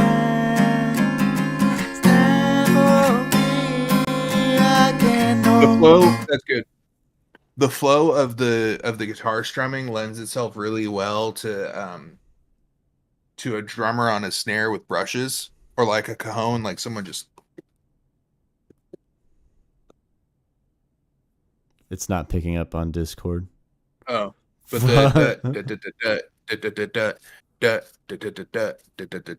kind of like the strum pattern that I was picking up there. Nice, that worked. That worked, yeah. Yeah. You could just have someone drumming along like that. Yeah, with some narco trumpets. Yeah. What does that's another really good example. What does what does the mariachi band have? They have a bass, they have a guitar, they have a singer, they might have a trumpet, and then they have one guy with a kick drum on his chest and another guy with a snare drum. Right? Maybe, possibly, that's actually a really good comparison there. Anyway, are we ready to move on? I think so. Yeah, Patrick, very cool song. Definitely keep flexing. Yeah, always good to hear from you. Next up, we got Stay High, Just Flavor remix.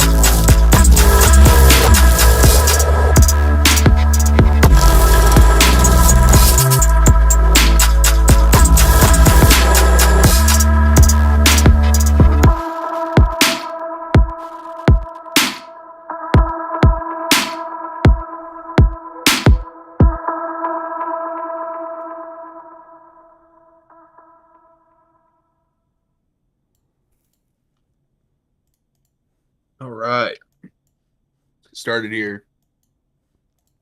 Yeah. It's you go first. You go first. Yeah, it's my go. Okay, let's see. How's my week? My week has been okay. I actually thought today was Saturday. And that's a little embarrassing because we didn't Feef yesterday. But yeah. Um so my week's been very strange. The vocal chops are okay until you get into the part where you're just letting it like really just sing out, and then I kind of felt like it maybe didn't fit. But when it was like the chops themselves versus like the actual sustained vocal clip, like that was pretty good. It was just the vocal clip kind of felt not quite right to me. Um as far as how they're sitting in the mix, I love how they're like kind of like they're very part of the song and they're not forward. I always, but they're not atmospheric either, right? So I appreciated that part of it because I know that I tend to at least turn vocals into an atmospheric element and I never bring them forward enough in the mix, um, because I don't want to have something be too forward versus everything else. Like I think everything should like has its own space, and you did that really well here. Um, the drums, how are they translating well enough to cut through the mix and still have gravity within the parts? Everything but the kick felt good to me. I mean, like you could still do a lot to bring them like forward more and have them be a little more crisp and maybe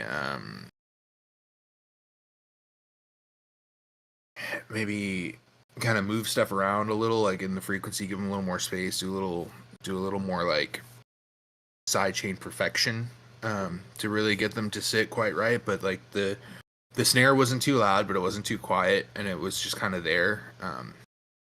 And then the other percussion, like the hats and whatnot, like they weren't abrasive to me, but they also didn't feel like they were missing. And then the bass layers within the drops, how are the frequency meshing, blending with the movement? First drop more. First drop was fine. It was the second drop. Well, the portion that we heard first was good. It was the portion that we heard second that felt a little not quite as glued together as it could be, I think. Can we get just a little bit of, I want to make sure that I'm remembering this right. Can we get a little bit, like 2 minutes and then at the end? Alright,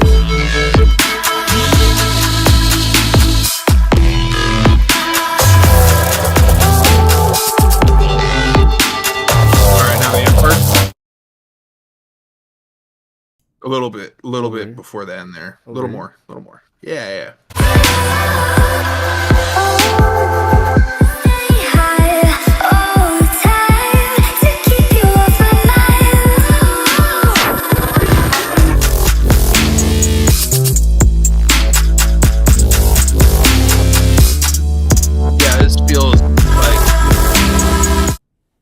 It feels dissonant and inharmonic and not in a very pleasant way. Especially because the rest of it, like Magic Plan says, are very beautiful melodic.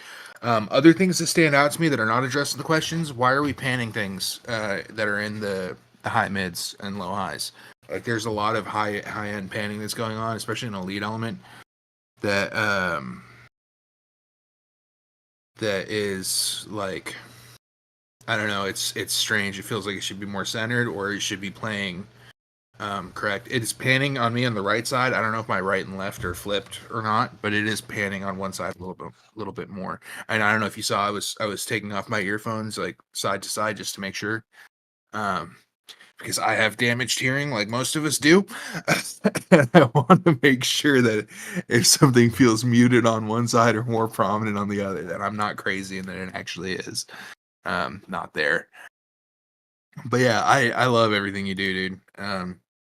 And like this was fantastic. It's just towards the end there, it felt a little bit too dissonant, especially in a place where you could be like, where you could raise the harmonious content and have it be even more melodic and beautiful. It was a strange choice to have it go into like a dissonant realm.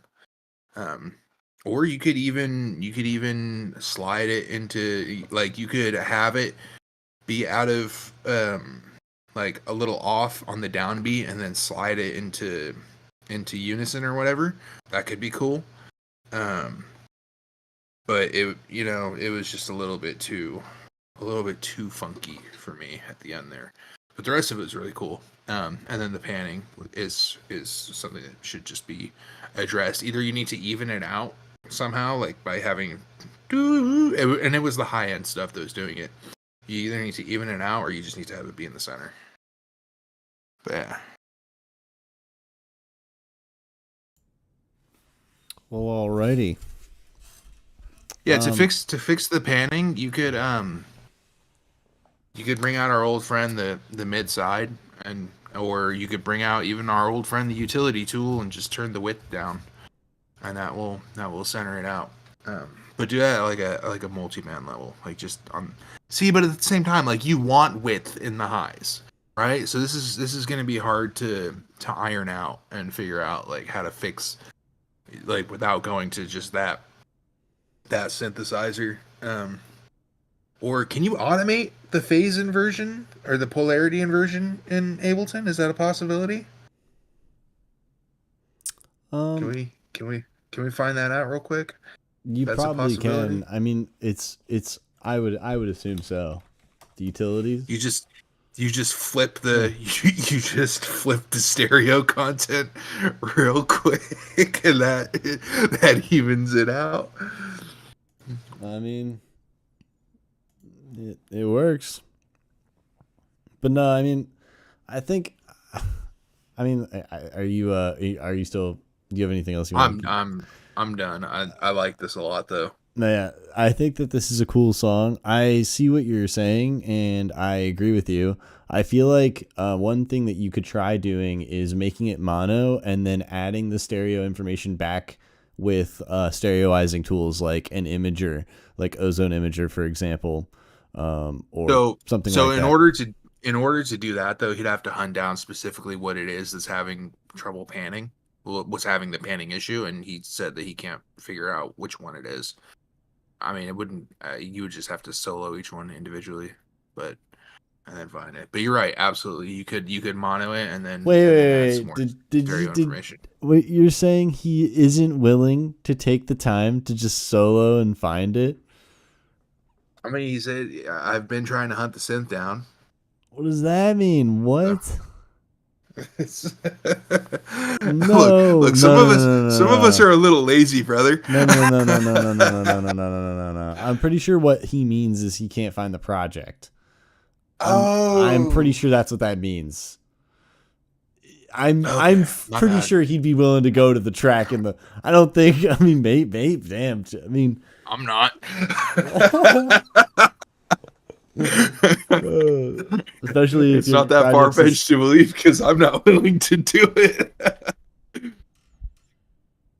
Gotcha. Well, all I can say is I do think it's a way around it, right? Like by making it mono and then adding the stereo information back manually again, you're sacrificing some of the original feel of it, right? But at least you then have control over the stereo information again, right? So it's like that's the trade-off. And I find sometimes that trade-off works. Not always though, right? I'm just giving a suggestion that could resolve the issue. But yeah, it's just like a way to resolve it without having access to whatever it is, right? If you only have access to the audio. I've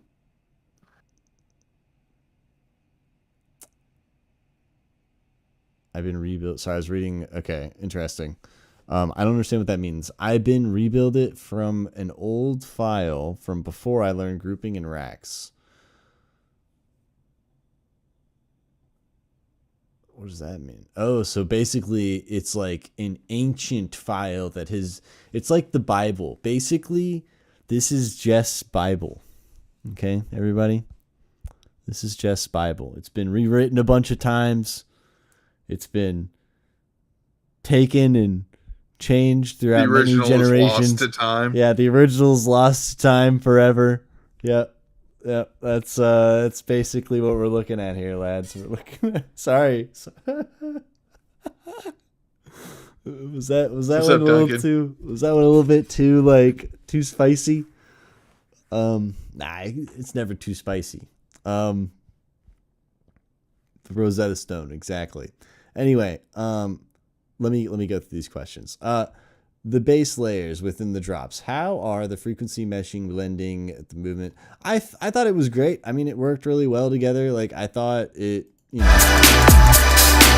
I think the big thing is, I think Dino already mentioned it, but that's in the second question. Let me see here. I feel like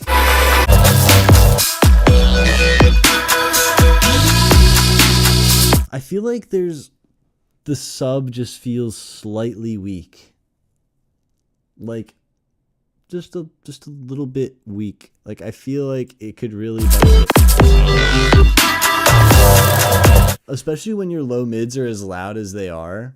I feel like there's moments where I'm missing a little bit more girth in the low frequencies.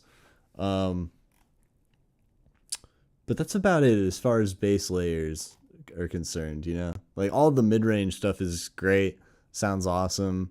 I think that your usage of space is quite nice within the context of the instruments.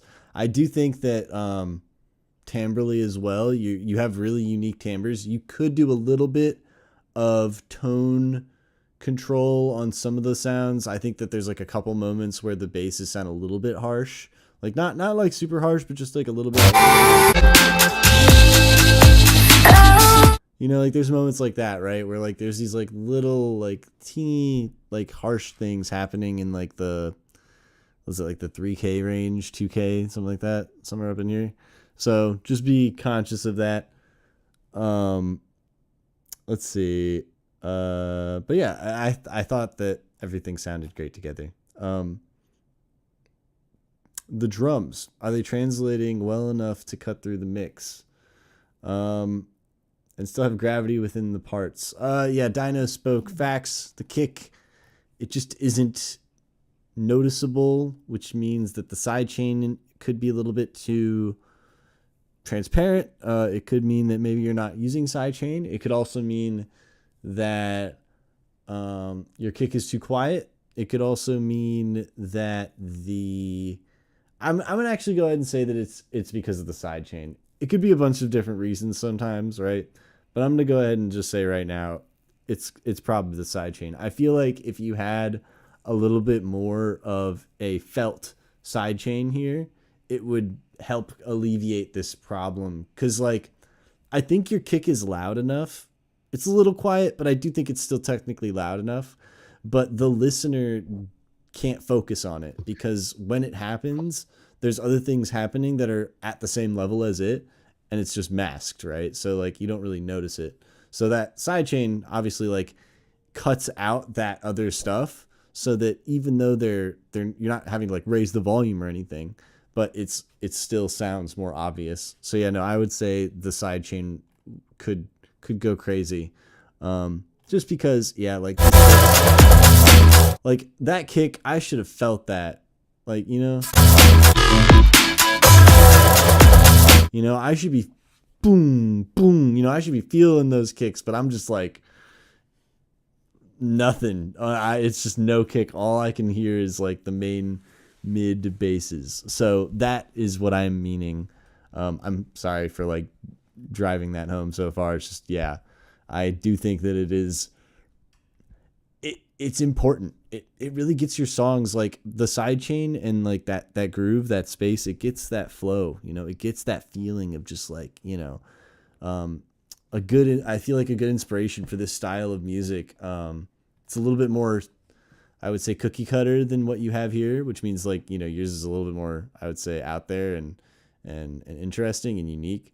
But yeah, Vorso is a great reference, I think, for any of this style where you can just see, this level of ambience, the drums, the types of basses, or at least the level of loudness and aggression from the basses.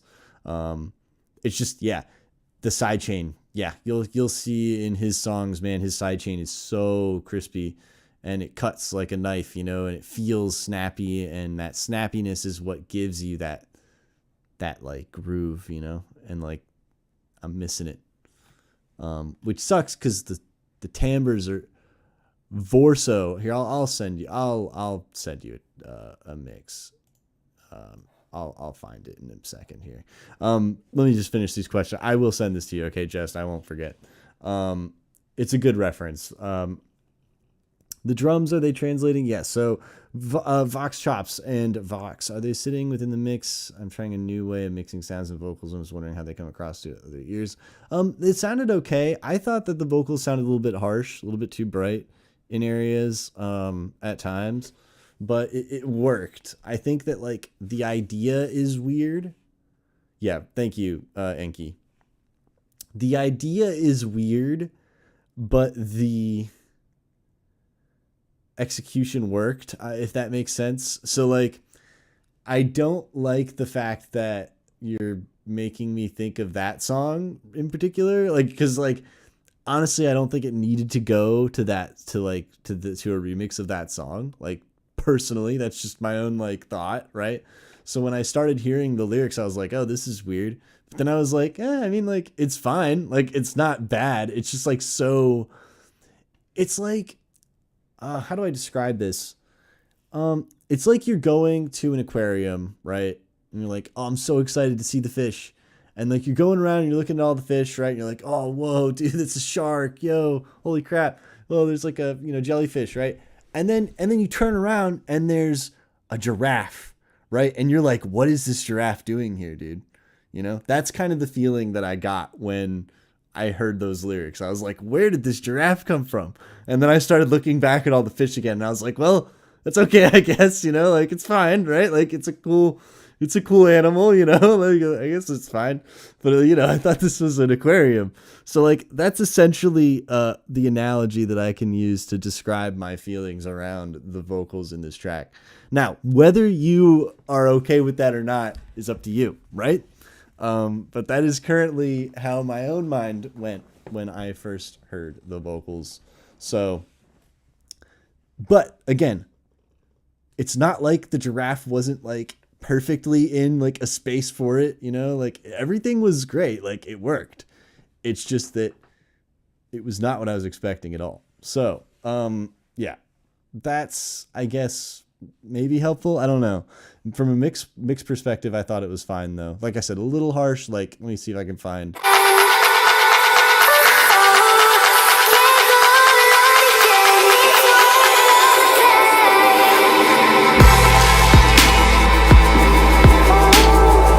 Like stuff like that. Like I feel like even the carrying over of the vocal reverb is a little muddy, right? So it's not just like harshness, it's also muddiness.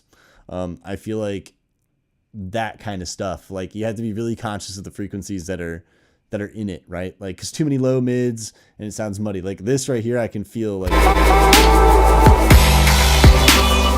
I think that the low mids are a little bit low midi, but again, that isn't really the big issue here. I think the bigger thing is just the fact that it's so not what I expected. So, which means you could do a little bit more setting things up, maybe utilize more of her voice throughout the song in different ways, whether it be from making atmospheres out of it or maybe doing like reverse reverb throw type stuff to lead into the vocal parts, or do chops during the drop sections, if you want to call them drop sections, but you know what I mean. That kind of stuff. Anyway, yeah, I think that's it. Oh, how was y'all's week? My week was pretty good.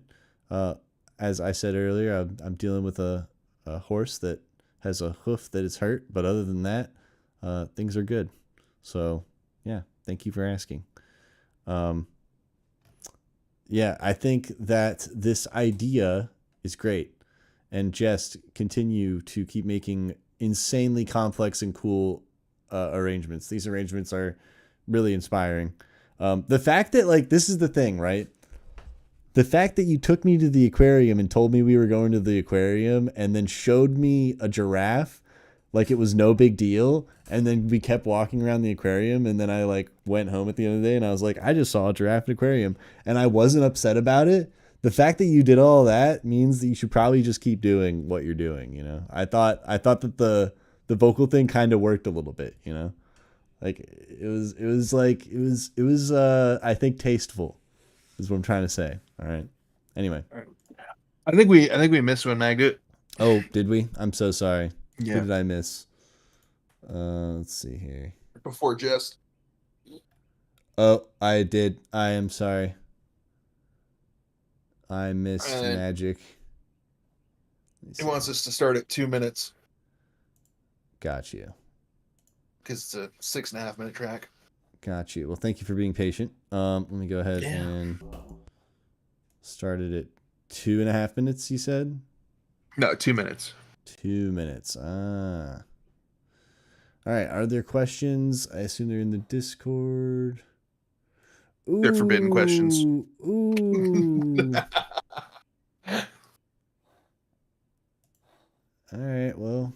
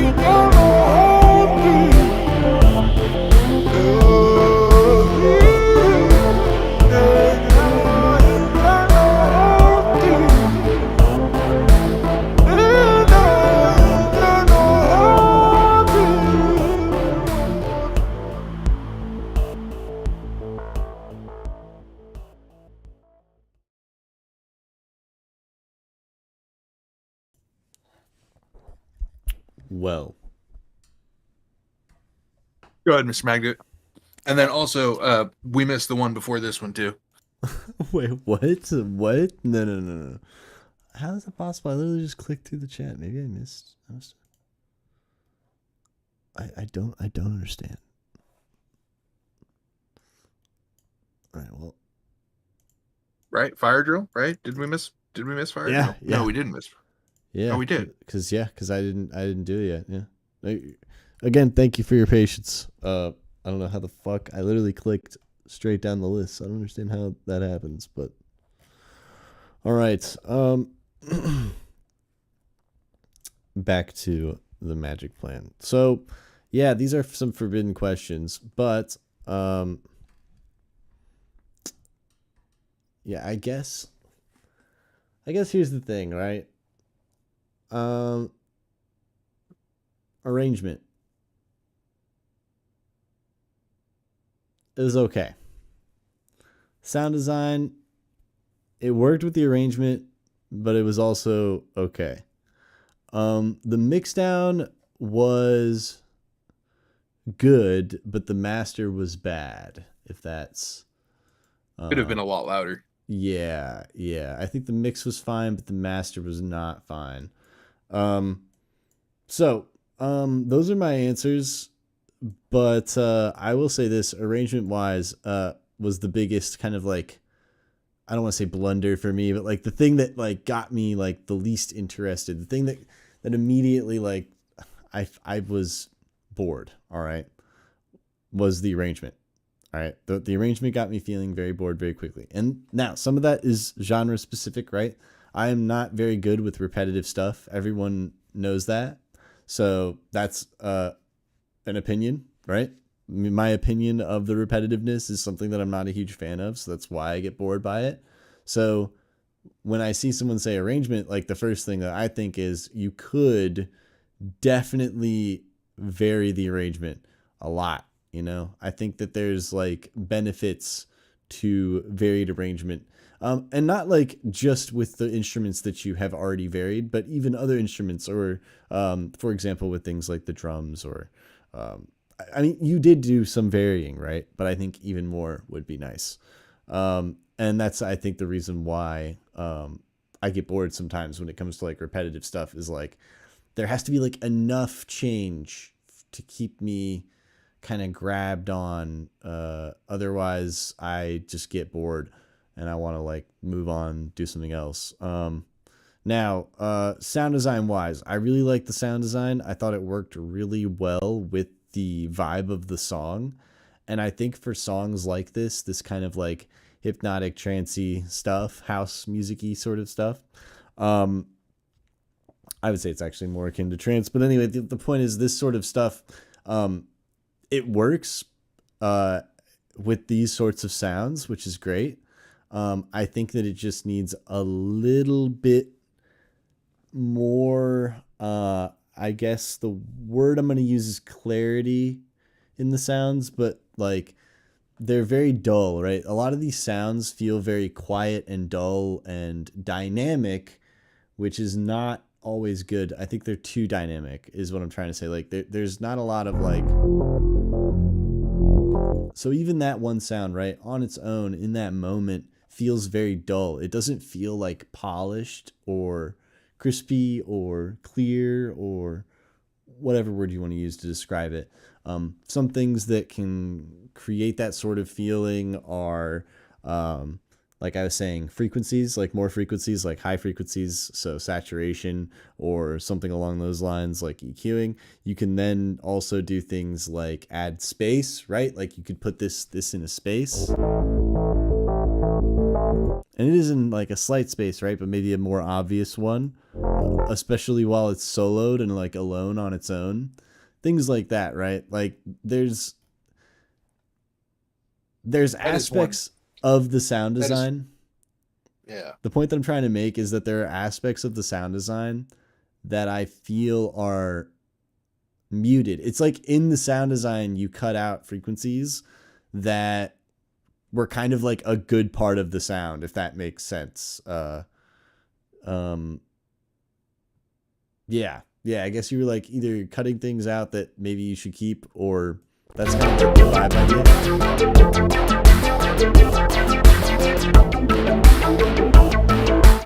And like a big thing as well when it comes to the mix, I guess at this point now we're talking about the way that there's just this kind of it's like a muddy feeling, but this lack of distinguishedness between each instrument, right? Like I can't pick apart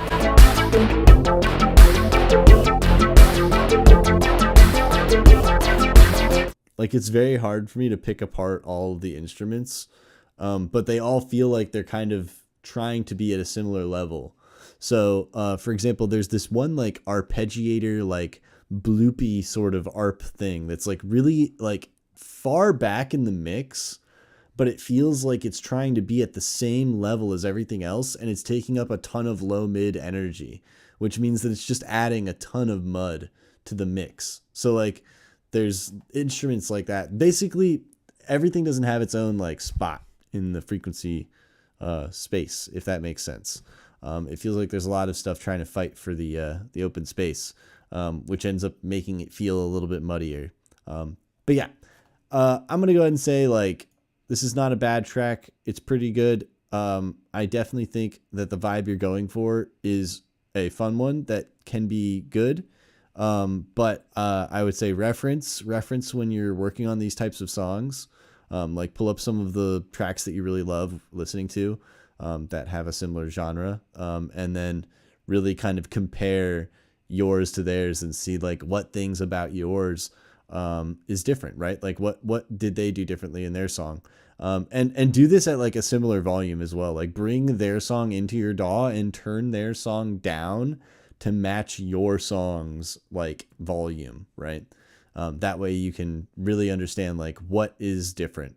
Otherwise it'll be harder to understand because theirs is like a fully mastered track, right? So you're gonna have to turn it down in order to be at the same level as your track. But by doing that, you'll understand what is different. And yeah, no, I find that helps ground myself when it comes to my own decision making and what I think is good and what I think is bad. But long story short, cool song. Keep working on it. I think that you definitely have some cool vibes, and I look forward to hearing this again. Dino, take it away. Hello. Welcome, person. Yeah. So, arrangement. I feel like we could have gone with like some more transition effects, that kind of stuff, like just to let me know that a change is coming. That could have been cool. You did do some like drop in, drop out stuff that was nothing really indicated to me that there was a major change coming. And I'm not necessarily talking about like white noise sweeps or anything like that, but just like even some filtering out of the drums and that kind of stuff rather than just dropping them out. Because I'm not a fan of Deus Ex Machina type stuff, like something from nothing, or nothing from something. I always want like a little bit of a transition going on there. Sound design, that formant sound that Magduit claims is a little muted, that's one evil fucking sound, bro. That is. Can we get just a little portion of that before the main meat and potatoes?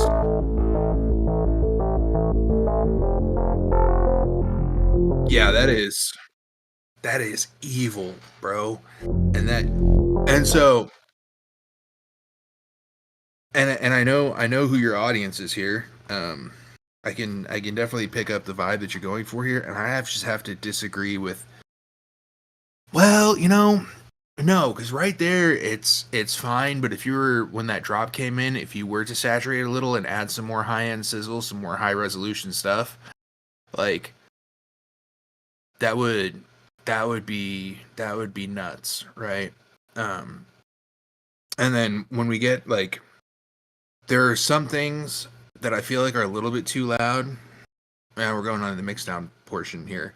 There are some things that I feel like are a little bit too loud, but layered all together, like you're getting a full frequency sound, but like that individual sound is too loud, and the mix overall, like some things can come down, and then everything else, like it's the right volume, but relative to everything else, it's not loud enough. right? Like everything else is not loud enough relative to that. Like that's the right volume. Everything else should be up higher. And the way I generally achieve that is I bring everything down, and then, or I bring the things that are at that level down, and then I bring everything else up. But like you are, again, that sounds fucking. That is a gnarly sound. You're gonna have to tell me how you did that one. And don't say hardware. It's probably fucking hardware. I know it's hardware because I know you. It's probably most definitely hardware. God damn it, dude.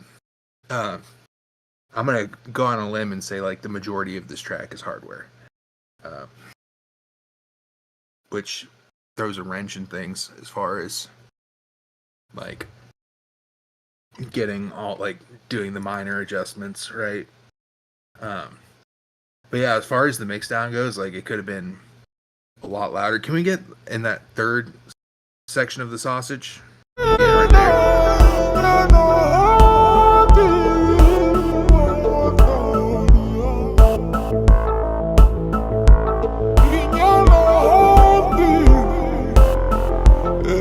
That's good. That is like complete. I don't think there's much of anything we can do to that section to make it better than what it currently is as far as the genre conventions go. And it's funny that Magdu was mentioning a reference because like I'm listening to this and I'm thinking like, I know you're not in this space too much, Magdu, but this is pretty cutting edge for like Sybient. This, I don't, you know, like this is like 3 elements and they're all super clear. Like in that portion, right? Because going back to the middle sausage section where you have those like high end elements. Well, like so my reference for a lot of this style of like ambient sci stuff, maybe even like almost like positive sci stuff too, you know, like it's not really just like ambient, but it's like almost like a mystical, like a curious vibe, right? My reference for that is usually 7 lines. Like that, just I'm just letting you know, like my mind goes to 7 lines. Like that's what I think of as far as like. So I haven't listened to a 7-line song since 2014, so I wouldn't know. Oh, I mean that's what I mean. Like even those like are the tracks that I'm talking about. And like, that was all like future dubstep kind of. But the atmospheres are, I would say, as deep, if not more deep, than what is currently being conveyed. Right. So I'm just expanding upon. Well, what is it? What was the depth? Right. In my opinion, it's the high frequencies. So since you brought up atmosphere, a good way that we could add in those high frequencies for free, for cheap, right, is we could do like ocean waves, gravel walking, wind chimes blowing, and heavy sidechain that stuff to the kick, so that it comes in like with like a fat, like just barely sucks back in before the next kick, and that could add to like the entrancing sci feel, right? But at the same time, just like the clean 3-element aspect of that last drop as a culmination of all of the stuff that's coming before, like if we just had like a little bit more bass and we had like the mix down, the levels were just a little more online, but at the same time, like I know that homie can reference this on a very capable sound system, and he might reference it on his very capable sound system, and it might be right at that level. Like his audience, like if he's gonna play it out through that, he's gonna like, just like how I have my system and I make my stuff for my system, I'm sure he makes his stuff for his system too, right? So as far as the levels go, that could be that. But at the same time, like this, a lot of like that formanty thing that you were saying was missing a lot of the high end, like that's disappearing on this, right?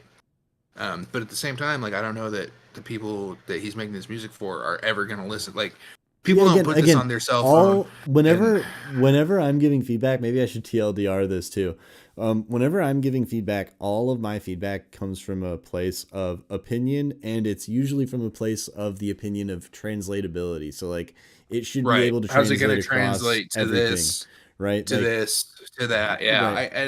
I'm picking up. And in my humble opinion based off of what I have learned from a lot of different mastering engineers that I think really It doesn't translate to this. right. And that's like the thing is like a lot of the people that I have observed find that to be a very rewarding thing that is important to the process of mixing and mastering. Like the process of mixing and mastering is to not only make it sound good on a really, really big sound system that's like, you know, massive and sounds great, but also on like, you know, and again, I'm not gonna say that you're gonna get the same frequencies out of these two systems, right? Like your phone versus whatever it is that you use to listen to, other than your phone.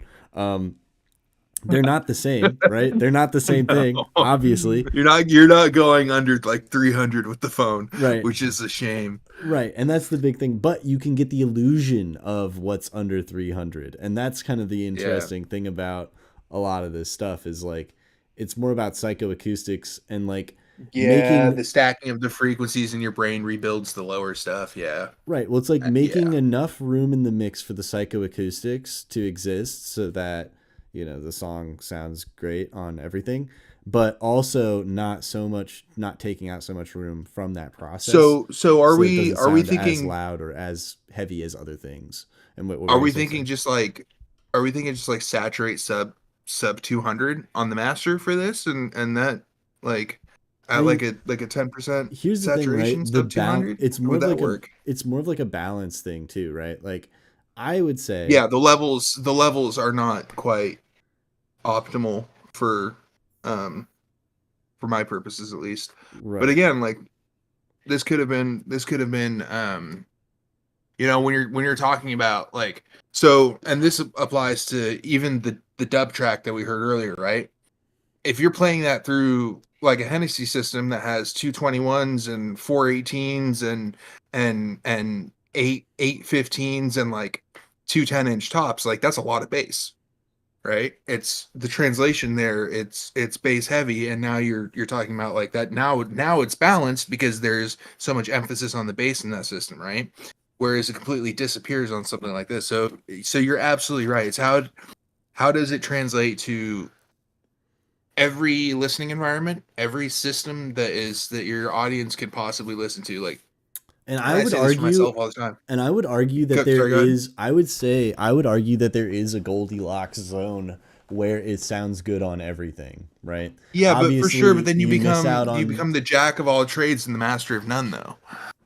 I would debate that. I would say that the reality is you should be able to understand that aspect of the audio industry, right? Like I feel like you should understand how to get a song to be quote unquote, you know, mixed and mastered professionally, right? And then after you understand that process, or if you again, this is assuming you're not wanting to pay someone to do it, right? Once you've understood that process, then you can go and decide, okay, I know that this master for distribution needs to be at this volume or whatever. But I also know that whenever I'm playing it back on my system, none of that matters, right? What matters is my system and how it sounds through my system. So like in the context of this track, you're right. This track, if it was to not be distributed, I would have no issues with it. Like I would say this is probably fine. But from a distribution perspective, it is unwise to release something like this because most people who are going to listen to it through Spotify or whatever are really not going to benefit from this type of a mix or master. But anyway, that's basically my opinion. Yeah. That's Sorry to and hijack. that's fair. So anyway, back to the track. Now that we're off of the philosophical differences we Yes, have we're as done. far as like Sorry. now that part's over.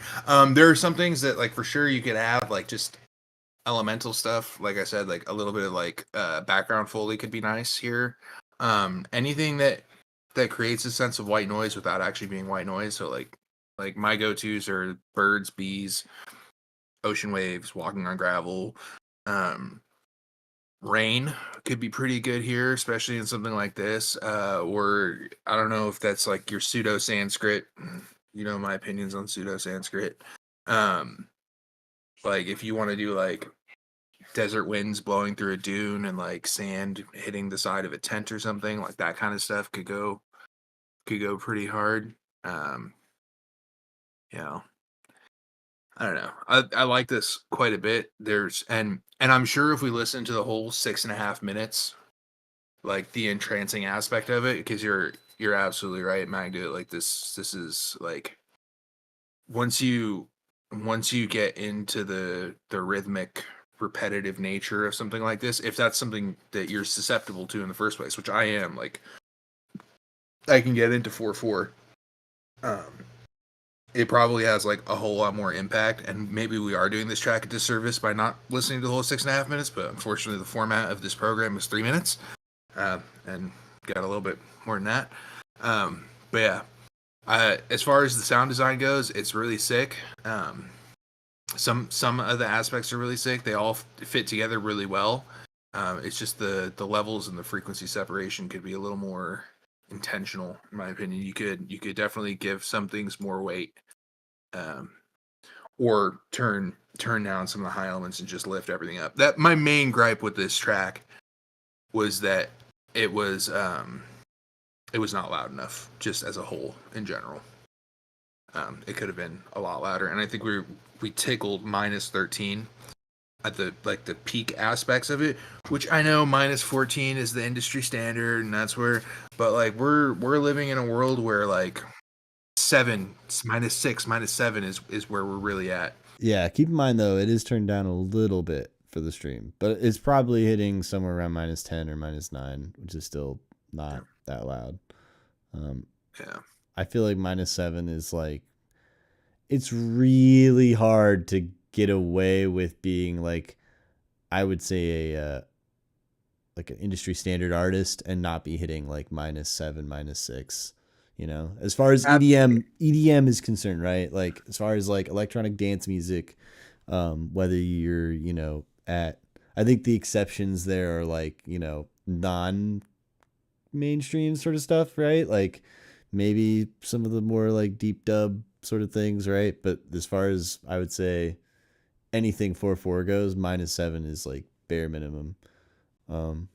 And I understand what you're saying. For ambient, you do want to be lower. You're absolutely right about that. But it just could have been louder though altogether. Like some things could have been quieter, and then you could have brought up the whole mix and not lost that dynamic difference. But And if yeah, you're trying, I'm gonna listen to the whole 7 minutes after the stream and give it a fair shake. I also feel like if you're trying to maintain the like the ambience, that doesn't necessarily mean that it has to be quiet. You're right that it does have to still be dynamic, but you still want it to feel like it isn't quiet. You know what I mean? Like even if it is dynamic, it should still feel loud, right? Like it should feel like, whoa, this is cool and like bigger than, and like you know, like it's all about this like loud, like live, like exciting energy, right? Like more frequencies. But it doesn't necessarily mean to be loud. It's just it has to feel that way. So you have to like set the listener up for that. Meaning the dynamics, the way you control, for example, the drums in this track. I think that having the kicks be like less loud in certain areas and more loud in other areas, are like really subtle stuff like that, is like a good example. But anyway, yeah, sorry for hijacking again. Is that all you had to say, Dino? Did you want to say anything else? By the way, forbidden questions. Do we want to just quickly make a little note on forbidden questions? These are forbidden questions, by the way. Yeah. Just try and like, you know, like ask like a little bit more specific questions. Like I get it, like you wanted to just know what we thought of your track, which is fine. But in the future, it really makes us feel a lot better if there's specific things that you want to focus on so that we don't have to like find the things for you. Well, no, so like, no, it's forbidden because it's very like non-specific, right? Like this could be asked about any song this evening. Like I could copy paste this on every single song and it would work, right? On every single track. Whereas, Yeah, you know, I did hit homie up, and I was like, "You have 23 minutes to get this track in, bro." Gotcha. So, Gotcha. Yeah, no, I'm just yeah. letting him know for future, dude. No, like, thank you for coming through. I'm just letting you know you're new. I'm not upset. I don't think anybody's upset. We're just letting you know to let you know, you know? Yeah, That way- if that way you know. Poyo if Poyo had submitted these questions, I would have been pissed. Exactly. Yeah, no, you're chilling, bro. So yeah, that's why we're bringing it up is just so people know. But heck yeah, dude. No, that was a Also, cool track. if you plan on coming back next week, Mr. Magic Plan, hit us with some of that side dub that you've been teasing and not showing. Just throwing that out there, you know. That would be cool. Anyway, That we're would ready to be hear the fire drill. that would be nice. I believe so. I'm just quickly getting the questions up here. Okay. I believe these are the questions. Let me just make sure. Yep. Okay. All right. Yes. Thank you, Magic. We will see you hopefully soon. All right. Also, that track was hardware, wasn't it? That was mostly hardware. Had to have been. I don't know. That's a good question. I'm asking him right now. I just asked him on Facebook too. We're gonna see if we can get an answer. I'll let you know what Interesting. the answer is. Um, Some is. The base is pigments. Okay, so I can do that. I have a pigments emulator here. All right.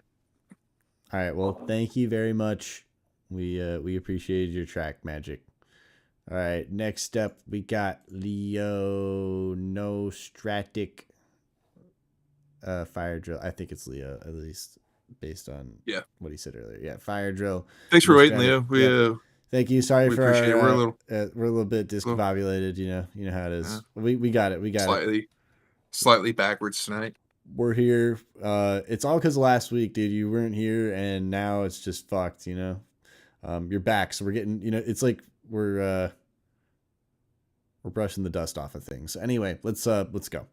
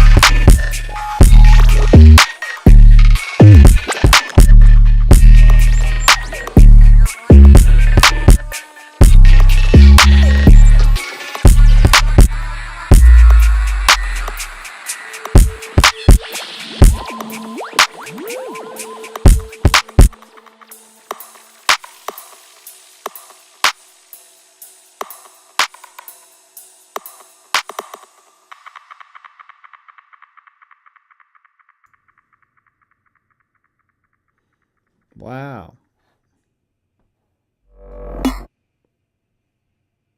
All right. Anything sounding too hot or distorted for anyone's taste? Yes, that first like main zippy sawtooth. That's like that I don't know, like comb filter, peak filtered sawtooth that comes in. That's a little hot. That's a little loud in comparison to everything else. And then yeah, that's one thing that's a little too hot. That stood out to me. Should I extend this arrangement or leave it as is? Absolutely, you should extend this arrangement, but it is suffering from a problem that I suffer with personally as well, in that there's a lot of chaos and not a lot of direction. There's not like uh there isn't very much of a motif going on. It there isn't anything that like one can latch onto and make it memorable, if that makes sense, right? And that's something that I suffer from too. Here in my track tonight, that I don't have I don't have a very clear direction either. Um, which like I mean, chaos is cool, you know. Yeah, the clap did hurt a little bit too. It was very spicy across the frequencies. But I'm a huge proponent of make it hot and then bring it down just a notch, and you might have done that a little well, and I might just be using too good of headphones for your average listener. But then again, at the same time, like we just talked about this in extent, like what is the translatability of this track? Because the main melodic stuff was in the low end, and even then, not that like not that memorable. It was boom, boom, boom, and that's it. I can't even remember if it did that over again or what the deal. Can we get like 1 minute from 1 minute for like 15 seconds? From 1 minute. From right about there.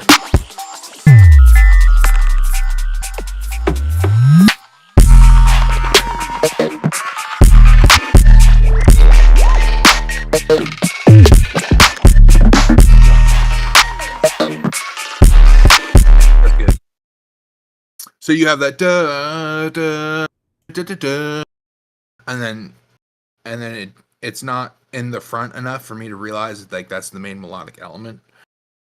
So yeah, definitely you can make the arrangement longer, but you need to give it some sort of driving direction. It needs to have some sort of tonal regularity, if that makes sense. And a motif is a good way to start. And you already have a motif there.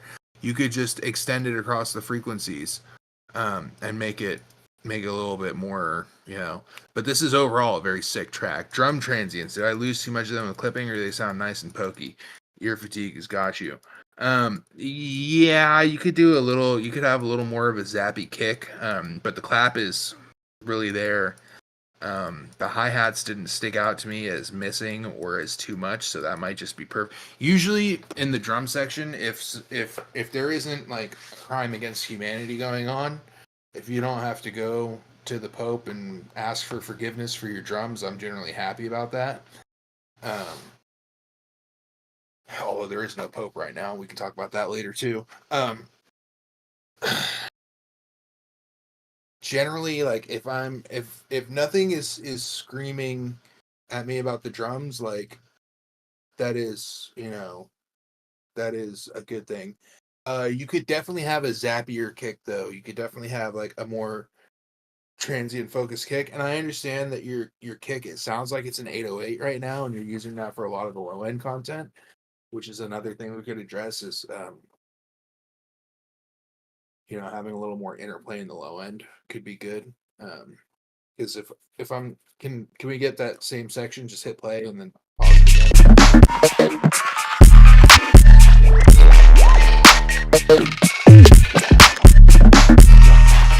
Yeah, that's good. You have just, it sounds like just an 808 is doing the heavy lifting in the low end, and you could have combining with the sub to sound like an 808. You could run that sub back in, like you could have it go, you know, like, and bring it back. You have it suck in and out. And you know, that's my thoughts on the if it is a transient combining with the sub, maybe use like a harder transient. Mr. Bill has a really good tutorial where you basically just pull the transient off like a hi-hat or something really like metallic and crisp, and you just glue it to the front. And actually, Magduit, can you bring up a waveform of a Joe B kick, please?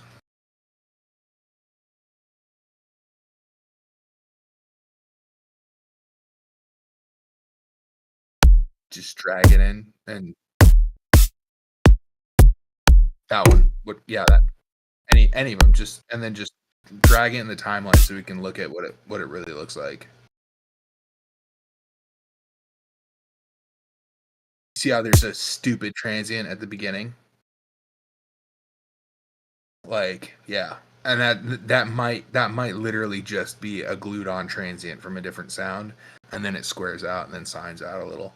And this guy makes the craziest kicks. Another thing that they will sometimes do, I've found, is that they'll cut the transient too. So like if they have like a kick, right, with like, you know, I don't know, like if I just grab like a I don't know. What happens if I just type in kick? Let me find a kick. That is not a kick. What the hell? The first thing I clicked was not a kick. A lot of these are very viable kicks. I go. Yeah. All right. Here we go. Perfect. Okay. So like the idea is you can just cut the transient, right? So you just cut the transient. Yeah. Just cut. There's almost no transient on this one, I would say. Right. But the point that I'm trying to make is you can literally just cut it off, and then this is now the transient. Like. Right. You borrow the transient from another kick. No, you can do that, yes. But what I'm trying to say is this one sample here, right, now has a new transient because we cut off the previous transient. Like, you see what I'm saying? Where it's starting the zero crossing. The zero crossing anymore. Yeah. Okay. So you can also do it like that. But yeah, that's what I was trying to say. You do it that way too. But if you could demonstrate real quick, get rid of that top one. And then just pull like a stick hit or a hi-hat hit and just layer it in front of the of that bottom kick. Yeah, that guy. That's perfect. Yeah. If you do stuff like this, this is a great way to whoops. You gotta get rid of it. Yeah. See how it like creates like the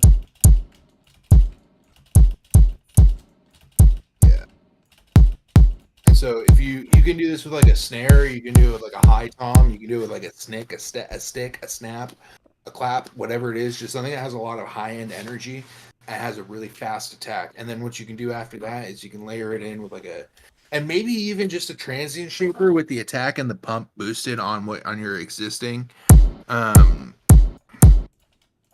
Yes, transient shaper would be a good idea. Yeah, transient shaper, some saturation. And now if we could just A/B like the original pussy kick with what we have here now. Oh yeah, let me just grab this. And just clone it down and drag it back to its original. Delete these. All right, so we've got this, which is still pretty good. I mean, I know which one I'd want in my bass music track. Right? And what we're listening for is just like the feeling of the impactfulness, right? Like comparatively, this one is like actually slapping.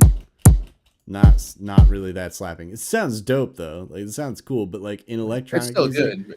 If you want it to like really like all of the kicks have like high frequency content. One of those sounds a lot better through one of these. One of these than it does. Yeah. Anyway, that's what I got for that. Overall, like a little more direction, a little more motif. You have a little bit of a motif there, but bring it forward a little bit. Especially since like you have it as like it's really good in that you're using as like almost in a call and response way, like that little bit of melodic movement, and you could do that, right? You could have and so what you do is you bring that that it's like high mid frequency type synth that's going on. It's just really in the back. You bring it forward and then you put that melodic movement on your 808 as well, or your sub bass to reinforce it and make it more memorable. And there you go. And then you could extend your track out by changing up that motif and use the exact same sound design. Yeah. But that's my thoughts and feelings and opinions and criticisms and comments. Yeah. Anything too hot or distorted for anyone's taste? I feel like nothing was really that bad. I feel like there is an aspect. I guess like here's the thing, right? Like it's too harsh, right? Like it is too harsh, but I didn't mind it. but I think some people would. Like I don't know if like most people would get down to this kind of a mix master, but maybe that doesn't matter, right? So I don't know.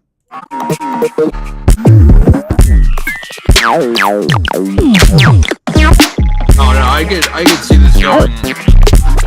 I could see this going hard in the on like a wood stage at a festival, like No, just it's- speakers set up in the woods. Just would go. People go nuts on that.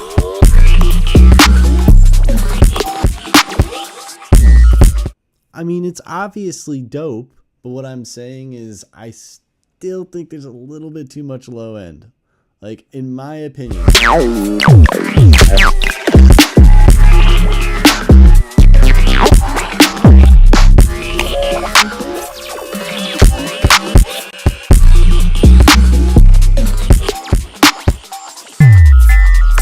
Right? Because the balance of it is essentially like the sub feels like it is way more out of balance than the rest of the other stuff. That's really all I meant by that.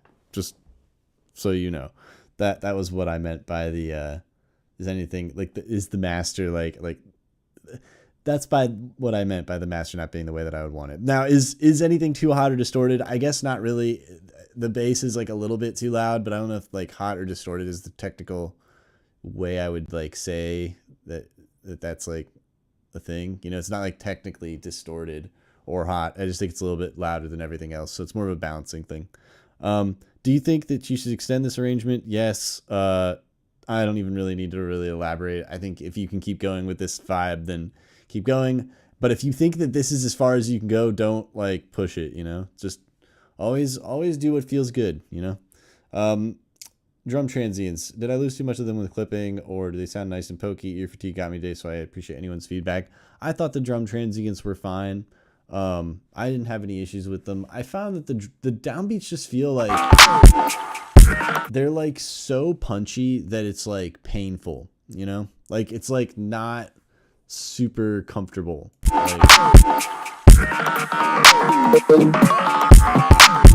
And maybe it's just the high frequencies. I think it's just the way that the high frequencies are hitting. Like, and it's not like by a lot.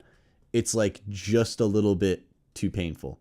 I think that like maybe it's because I've been referencing too much Lucid Slip recently, but I'm always impressed with how like his snare like feels like it's really hot, right? Like it feels really hot. Like it certainly feels hot, but then you realize that it doesn't hurt and you're like, what is going on here? And it's just like when you build everything around certain instruments, or not everything, but if you build the mix with the certain instruments in mind, then you end up with a mix that kind of like allows those instruments to do what they need to do without being too loud. So like, I'm pretty sure you know all this. Obviously your mix sounds great. It's just one of those things where, yeah, that was like the one thing where I think they were hitting like a little bit too slappy, like too painfully. I don't know if it's the high frequencies or what. And maybe it's one of those things where it could also just be like the way that you lead up into that, right? Because there's not a whole lot of an introduction or like a suspenseful moment up to that moment. You kind of just like hit me with a kick drum, right? Like you hit me with like a full spectrum kick drum right there. Yep. Like boom, like fuck, holy shit, you know, like that kind of stuff. I feel like it's not bad, but it's again, I like it, right? But I know that most people might not, right? Most people might find it to be a little bit abrasive.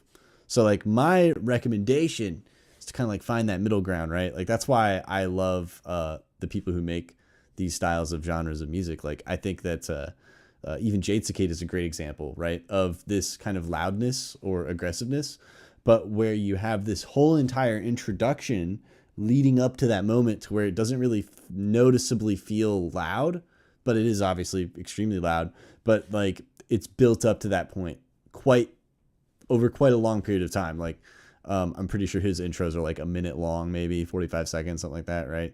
So like if you want it to be aggressive, that's fine, but try and like create that tension so that more people can enjoy it. That's basically all I'm recommending there. But I still think that you did a great job here. Yeah, as far as the drums go, like they're really not like that painful. They're just like a little bit harsh, I think. And I know how your fatigue is, bro. It fucks you over in that regard. Like, it's so hard to tell. So Yeah, sometimes. So to combat the ear fatigue, just as a general tip, something that I was taught from a young age by one of my mentors was that if you're gonna make something, if you're gonna work on something, right after like and you're getting to the mix sound and mastering phase, you want to do it with fresh ears. That means when you first wake up after your brain has done its and your body has done its all night of eardrum resetting, and you want to do it on low volume, right? And that is a really good way. So that way you've not been listening to the thing over and over again. It's new to you. It's fresh to you. And then also, Magdu mentioned it earlier, like if you just listen to a reference track quietly before you even start your mix, like that'll get you kind of in the, but you really want to save your ears as much as possible for when you're going to do the bulk of your work, the body of your work. Oh no, stay secure. No. This is the worst. Is anyone else like hating this? Oh, I don't think they can see it. Oh, they can see it. They should be able to see it. They see it. Yeah. Yeah, fuck Windows, dude. I hate Windows 11, dude. I keep seeing people use it, and I'm like, oh no. I don't mind it at all, bro. It looks like it looks like they fucking built like. I guess it's not entirely for like tablets and shit, but it looks like they're really making this shit for tablets and phones and shit, dude. They're not not giving a fuck about computers. Anyway. All right. I think my track is next. Yes. I need to go put on some rice. So I'll be right back while you listen to the track. All right. Sounds good. But don't start cooking until I get back. All right. Gotcha. So you guys enjoy. Sounds like a plan.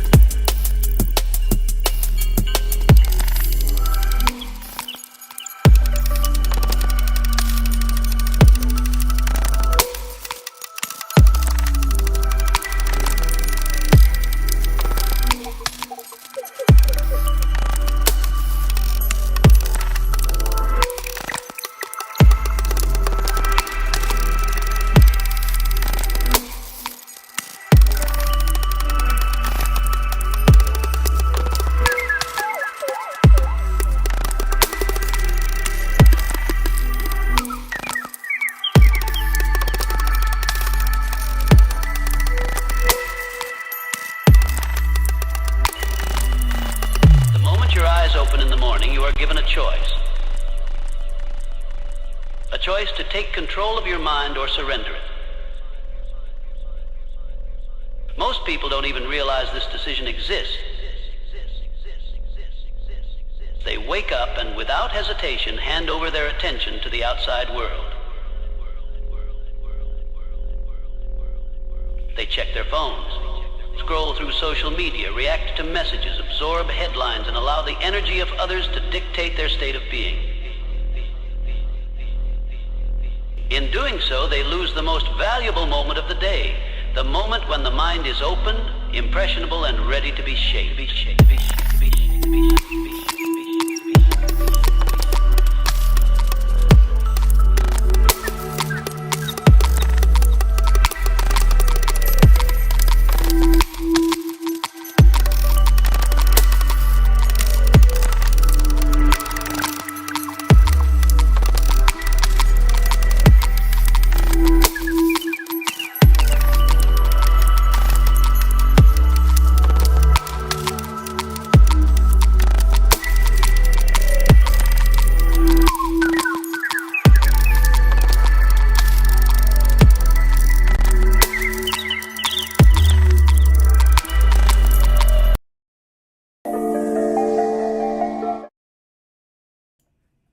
Wow. I see you have worked on this track some more, first of all. I have, yeah. Yeah, so the questions. So I think that the difference is not quite enough, but I think that it's not because there's not enough in the final section, but I think that there's too much in the first section. I think you're showing too much of your hand in some way. I can't decide whether it's because of the percussive, like clicky bike noise things, or Ratchet. yeah, I can't decide if it's because of Yeah. that in the first drop section thing. You know what I'm talking about? Obviously, it's not a drop, but Yeah. I think it's because of that. Because in the second section, I feel like that would be a nice like new thing that would like kind of like create a lot of high energy, high frequency like information.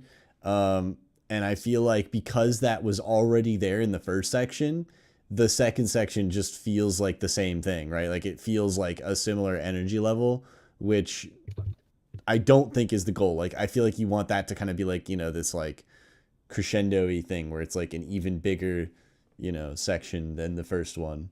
So we're saying drop the energy in the first section to accentuate the energy of the second. Yes, because I felt like the second section actually was like really good. It's just that it was sort of like spoiled a little bit. I guess it's like the best way I can describe it. So the mid and high end, the play box that's going on there, if we were to cut that out and then fully introduce it later on, do you think that would help? Probably do that. Yeah, like in this, you're saying The- like in the first section here. Yeah. Yeah, The I'm melodic saying part. like even if you did something as simple as like I don't know how hard this is to do, but changed like the notes that are being played of those, right? Like changed like the timbre from a pitch perspective, or change the frequencies that they're like experiencing, right? Like those, or not experience isn't the right word, but change the frequencies that they are like creating, right? So like even though it's the same type of instrument taking up the same place, it's not going to be the same energy level. Like that's all I'm trying to say is like the energy level is the same right now. So there's like a bunch of ways you could make them have different energy levels, but the long story short is if they have same energy levels like they do right now, I feel like you're losing the ability to like have like a bigger release point at that second section. And then on top of that, obviously like by having that more dynamicness, like I also think that like it just adds to the kind of like this like stair step effect of the music where it just keeps getting like more and Just more building and building. right Yeah. right. So yeah, I feel Okay. like it's I really couldn't put like an exact say on what the instrument is that is keeping the energy levels the same, but I feel like it is the bike click ratchet sound. I think it's the ratchet Really? sound. Like so at first I thought it was the kind of pad, like wispy sort of like pad thing that you have going on. The play box, yeah. Yeah. The high end melodic, yeah. Yeah, but I don't think it's that. I don't think it's this sound.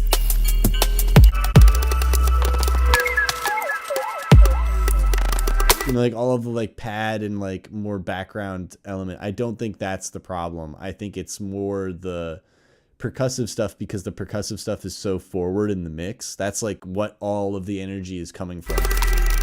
Or at least a lot of the energy.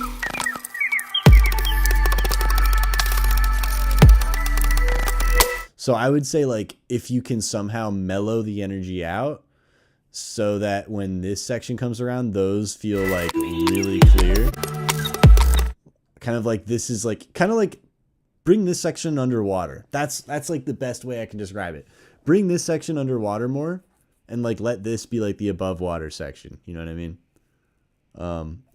If that makes sense.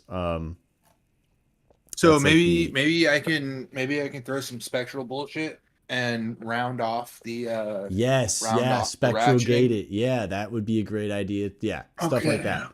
Yeah, anything that reduces the energy, right? the soothagon on it. Yeah. Yeah, maybe. Yeah. Fuck, I don't know. Like that's kind of where like I've been trying to like give feedback that's somewhat more like directionary than like do this exact thing, because I don't know if the exact thing will always work. But what I do know is that like, you know, there's 10 different ways to EQ, but you know, the fact that you're EQing it means that you will find the way that it needs to be EQ'd, you know? Yeah. Yeah. So no, that's cool. The next question here. I want to introduce the vocal in a more organic way, but can't seem to figure out how. Okay, so I thought about this.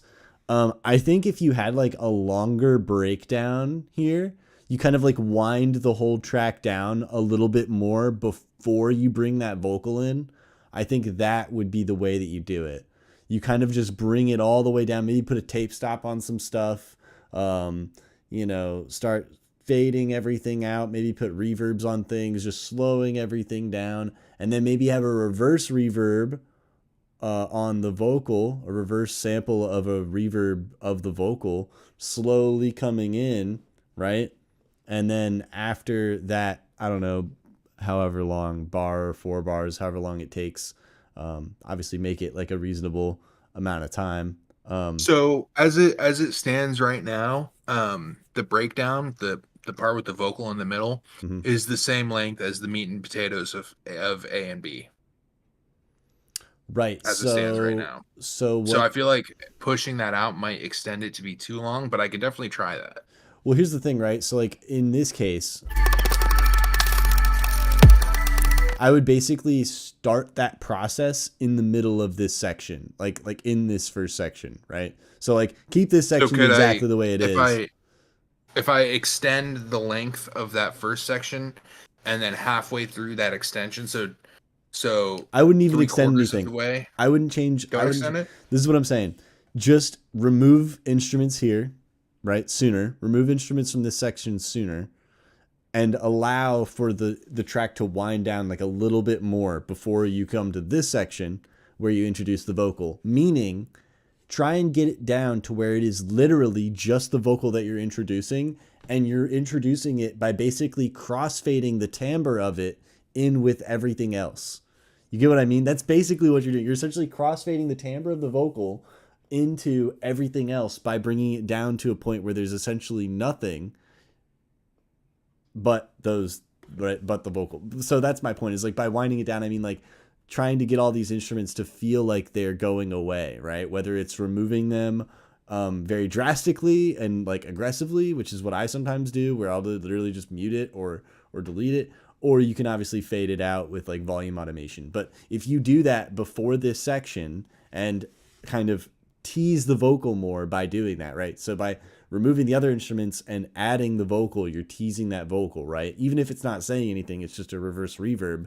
You're still adding the timbre of it, which Right. psychoacoustically the And brain I was goes. thinking a good way to introduce it, once you said wind it down and volume fade, I was like, oh, I could just throw a fat preverb in and It have works that great. be like At the very least, maybe not half the fat, length of the maybe not fat, but like as long as it is specifically in this one section, right? Like it could be in the whole section too if you wanted it to be, but as long as it's in this last like quarter of this, then I'm pretty sure you'll be fine. Like as far as like a reverse reverb length, right? Like I don't think it needs to be like super Right. super long.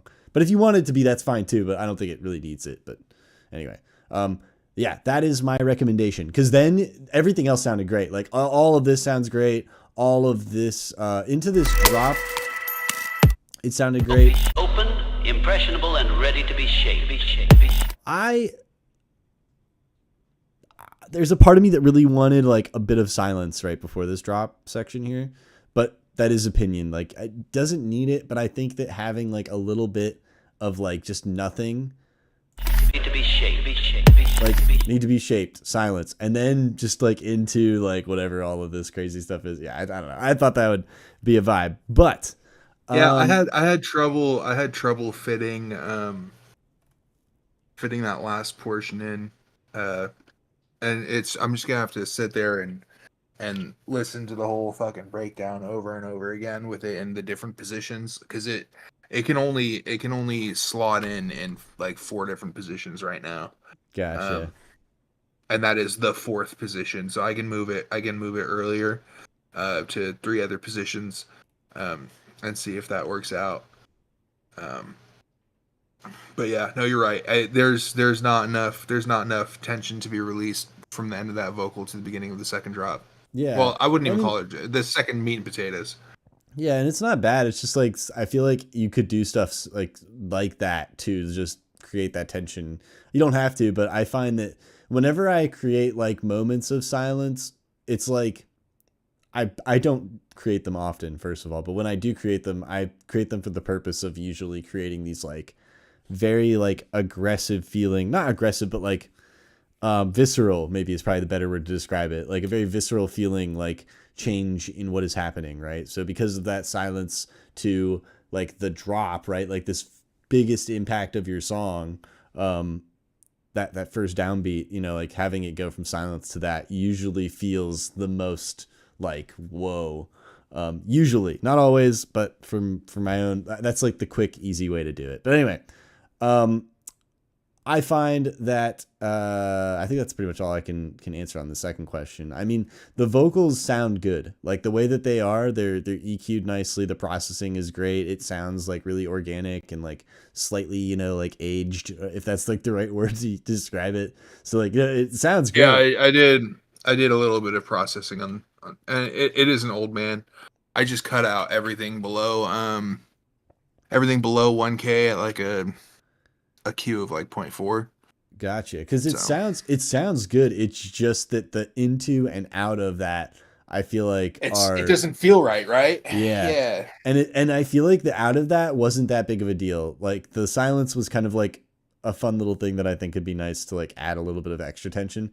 Unnecessary. This thing at the beginning, very necessary. I feel like you really gotta like bring people into that moment more. Just because like it is a little bit different than what we've heard so far. It's a little bit of a drastic change. So to make it feel more normal, you have to like trick people into noticing the timbre of his voice before you even notice that he's even talking. That's what audio engineering is, lads. Anyway, the next question. Is this track even worth continuing on? Of course, bro. I didn't have a third question. Yeah, I went for a forbidden question. of course it is. I feel like you should finish this. I mean, All right, then what direction would we go? Because this is, here's my as it opinion. stands, I don't have an intro, and I have about 3 minutes and 17 seconds of actual track. So But that's with the intro that's not done yet. So here's the thing.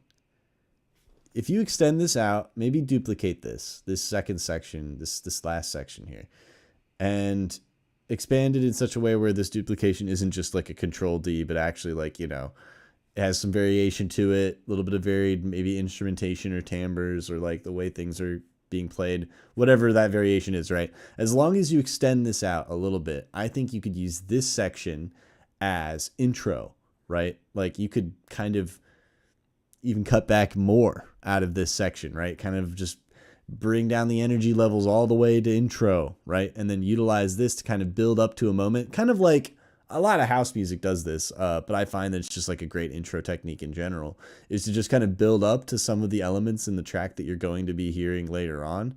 And then of course, like breakdown. And then, of course the vibe is so different that I think it'll work because you essentially have this intro and then you essentially are like almost taking people outside of the song for a minute. Honestly, like the way that this felt was like, let's take a hiatus from the song and focus on this vibe for a minute, which was a cool vibe. It's like this like very introspective, communicative vibe. And then we're going to come back to the song. And I think when you come back to the song, it would be fun to like have the full drop ready for you. And then of course you could have it be a little bit longer just to keep people more engaged. And of course, make it easier to mix. And then, then you're good. And then of course, then you have your full song. That's just a thought, right? And then of course you just have an intro and one drop and that's it. No extra nonsense to think about. But then again, these are just the thoughts that I'm thinking, right? They're opinions. I'm mainly just kind of spitballing some ideas that maybe can help you finish the song arrangement. Well, I wouldn't bring this track to you if I didn't value your opinions, and I've already started to implement some of the suggestions that you made, and you're right there. Like I removed the entire melodic top end except for the transient textures that I have on there. because I take my own advice and I put transient textures on things. Heck yeah. Well, I mean, dude, this sounded and- crazy good. Like, I feel like this is as far as the depth of this track is, I think, the deepest thing you have shared with me so far. Because I can feel how there's a level of intentionality between the different instruments. Like, meaning, for example, the ratcheting sound, really cool sound. And the way that you're using it is in a way where it can kind of like do its thing, and it's not like stepping on anything else, you know? Like, normally you'd have like a bunch of other instruments that kind of a sound would have to fight like with, bump out of the way. but Yeah. you're being very conscious of that, so it's not having to do anything like that. So like things like that, you did a very good job,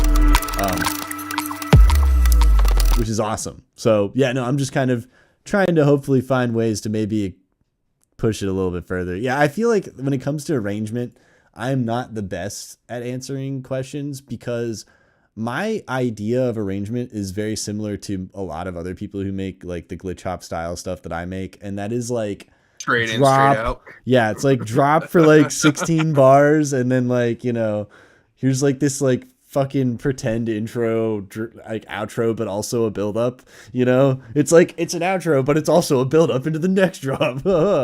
Yeah, that's like basically what I'm into. So, Well, I appreciate the feedback, fam, and to everyone in the chat, and for those of you who are privy to my tracks before I get them out, you'll get some dub plates. So yeah, I appreciate the Feef, gentlemen. Hell yeah. Yeah. Jess, the trick is to just not make builds, just make outros that are builds, and then you're good. Right. Okay, hold on. I have to go and come back for just 1 second. I want to make sure my rice isn't boiling over. Give me 1 second. Word. And then there was us, just me and chat. I guess that means I can maybe bust out the piano. Oh, maybe it doesn't. Maybe I cannot bust out the piano. Oh, there we go. There we go.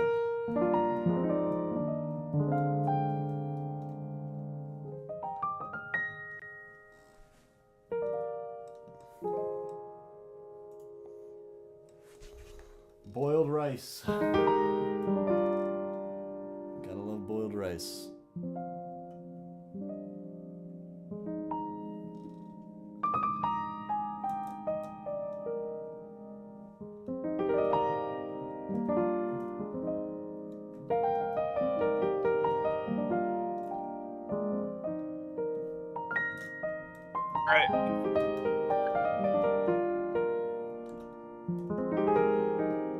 The boiled rice EP. So I'm working with this brown basmati rice. And I'm eating it while my dad's out of state because he doesn't like it, and I do.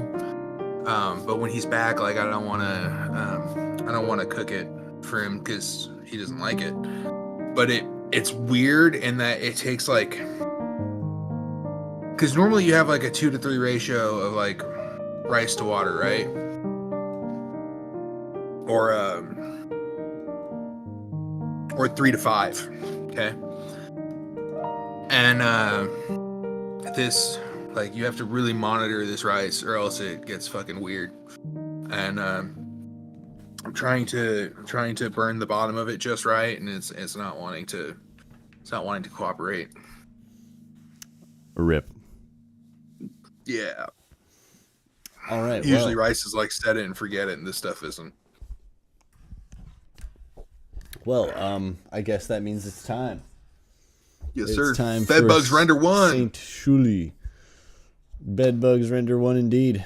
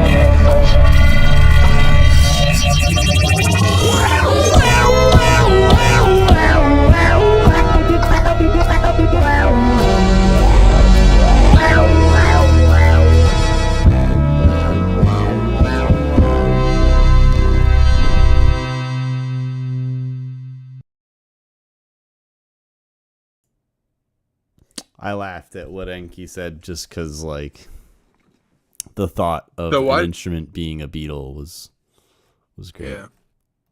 So why did we wait until 3 minutes and 15 seconds to get cool with the sound design? It's a personal question. Why did we wait that long to fucking really get cool with it? Yeah, I don't know. Are we like inspired by Trent Reznor here? Who's our inspiration for this? I felt very not Nine Inch Nailsy, but Nine Inch Nails adjacent. Is it pumpy or is it weirdly compressed garbage? It is not pumpy, but it is also not weirdly compressed.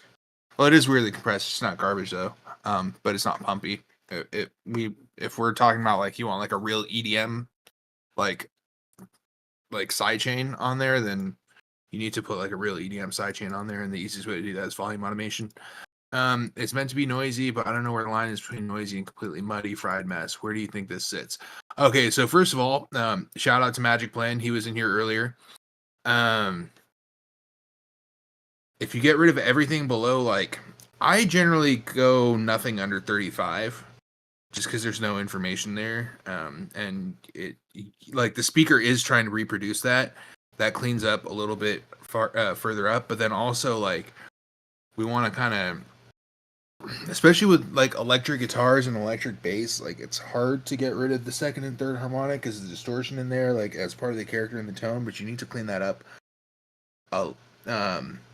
You need to clean that up a little more. Like it's just too present. And then also mud is like what 200 to 300 hertz. So that'd be the third harmonic is like generally the mud region. I think it's in that area. Could be wrong. I don't think I am though. A little bit of Google foo would help answer that. But a good way to do that is to give each instrument its own space, right? Like really bring up the photo. Magda, you know the photo. The EQ chart. The EQ chart. Yeah. Shout out to Magic Plan for showing me this one 10 plus years ago too. I think it was him at least. Double shout outs to the homie.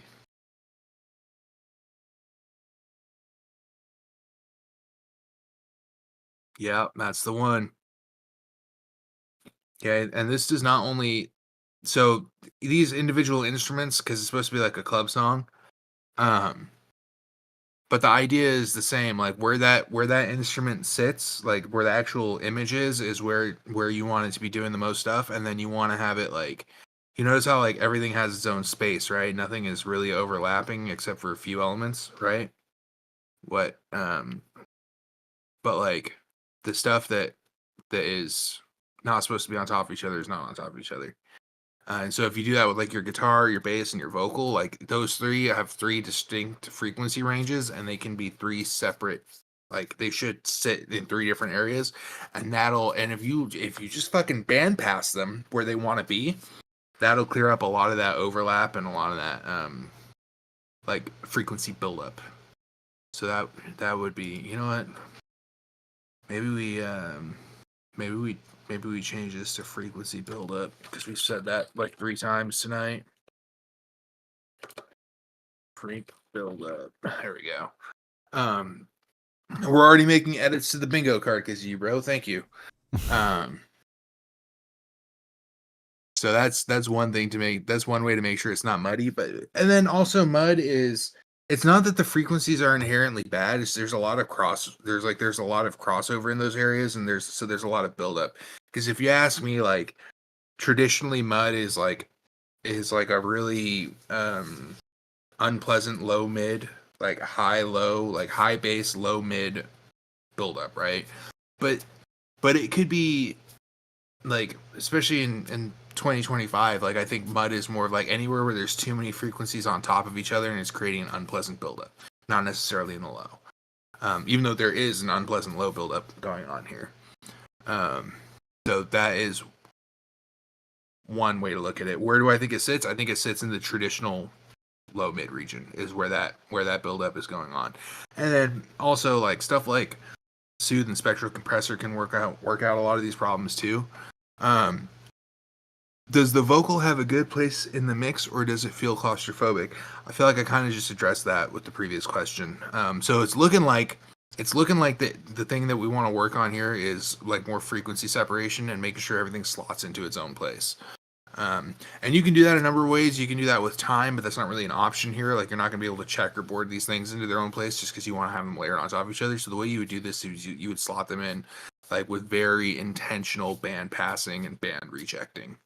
And so yeah, that's where I'm at on that. I appreciate the track though. And again, like, why did we wait until 3+ minutes to get like really fucking cool with the sound design? Discord started freaking out and doing choppy stuff, so I listened back to it, and it sounds like you're doing like some weird like filtering to almost to where it sounds spectral, and that could be cool earlier in the track.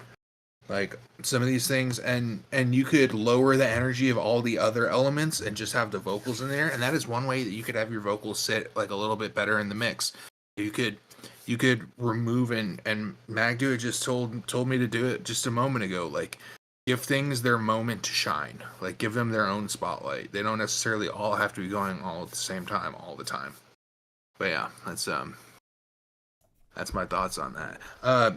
Further, just as far as you as a producer, in the past few months that you've been submitting, like, I can definitely hear the step up and the quality increase in your game, dude. So I appreciate hearing that that difference, like that step up. We are, as Magduit says, leveling up. So Hell yeah. Go ahead, Mr. Magduit.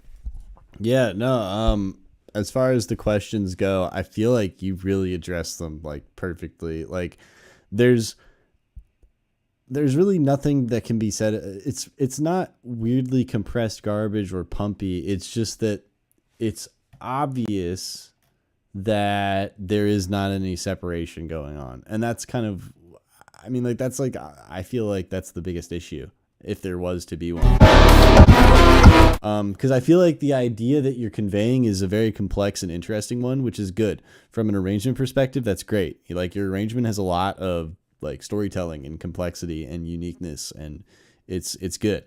But what it lacks is like each of those things being defined, right? So I guess, like, I'm trying to think of a way to describe this. It's kind of like you're looking at I don't know, like the Grand Canyon or some beautiful, vast, natural landscape or something. But you're partially blind and can't see without glasses, right? And the glasses aren't there, right? So, like, that's basically what we're looking at right now. It's like we're looking at the Grand Canyon, but there's no glasses. So it is the Grand Canyon and it's cool, but we still can't really appreciate it because we don't have the glasses. And the glasses, in the analogy in this case, is the frequency separation. So, EQing certain frequencies that are unnecessary out of certain instruments. So, like, a good example would be getting rid of low frequencies or low mid frequencies out of instruments that are not related to the low frequency sections. Like your sub, obviously you want to keep all of your low frequencies in your sub. You want to keep all your low frequencies in your kick. You want to keep all your low frequencies in sometimes in vocals too. Not all of them, but sometimes you want to keep some low frequencies in your vocals. Sometimes you want to keep low frequencies in your snares, right? But you definitely don't want low frequencies in a violin, you definitely don't want low frequencies in a hi-hat. And if you do, there better be a good reason for them to be there, right? You can have them, but it's just like, again, the consciousness of that, right? Like what frequency, again, I'm not going to pull up the picture again because I'll pull up the picture again. I'll pull it up again just because it's literally this picture. Like, Dino had me pull it up for a great reason. Like, it's literally, this is the vibe, right? Like, you have to have like each instrument exist in its own space. So you have to remove frequencies from other instruments so that those instruments can sit there, right? Because right now they can't sit there because there's two other instruments or maybe one other instrument or whatever, however many instruments. There's at least one other instrument there that has the exact same frequencies at the exact same amplitude or loudness. and they're stacking up on top of each other to the point where they feel muddy, right? That muddy feeling that we all know and love. Let me move this out of the way. Anyway, the point that I'm trying to make is EQing can help that. Unmasking can help that.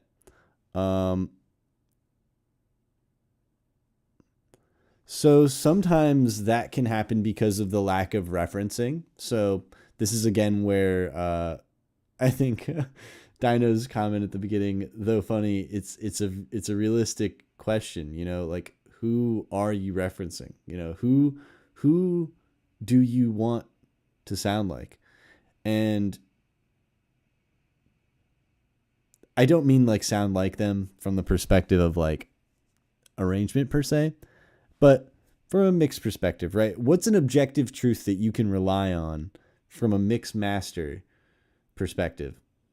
And like, if you don't have an answer to that question, then you should start trying to find a song that answers that question, right? Like, you should try and find some music that you really, really, really like and you trust sounds good, right? Like, you know that it's sounded good on everything you've played it back through, and you know there's lots of people who like it, or maybe the lots of people who like it is kind of secondary. That's just one that I find is also a helpful indicator. You know, if you have a lot of other individuals who seem to also appreciate their work, then there's probably a good reason for that.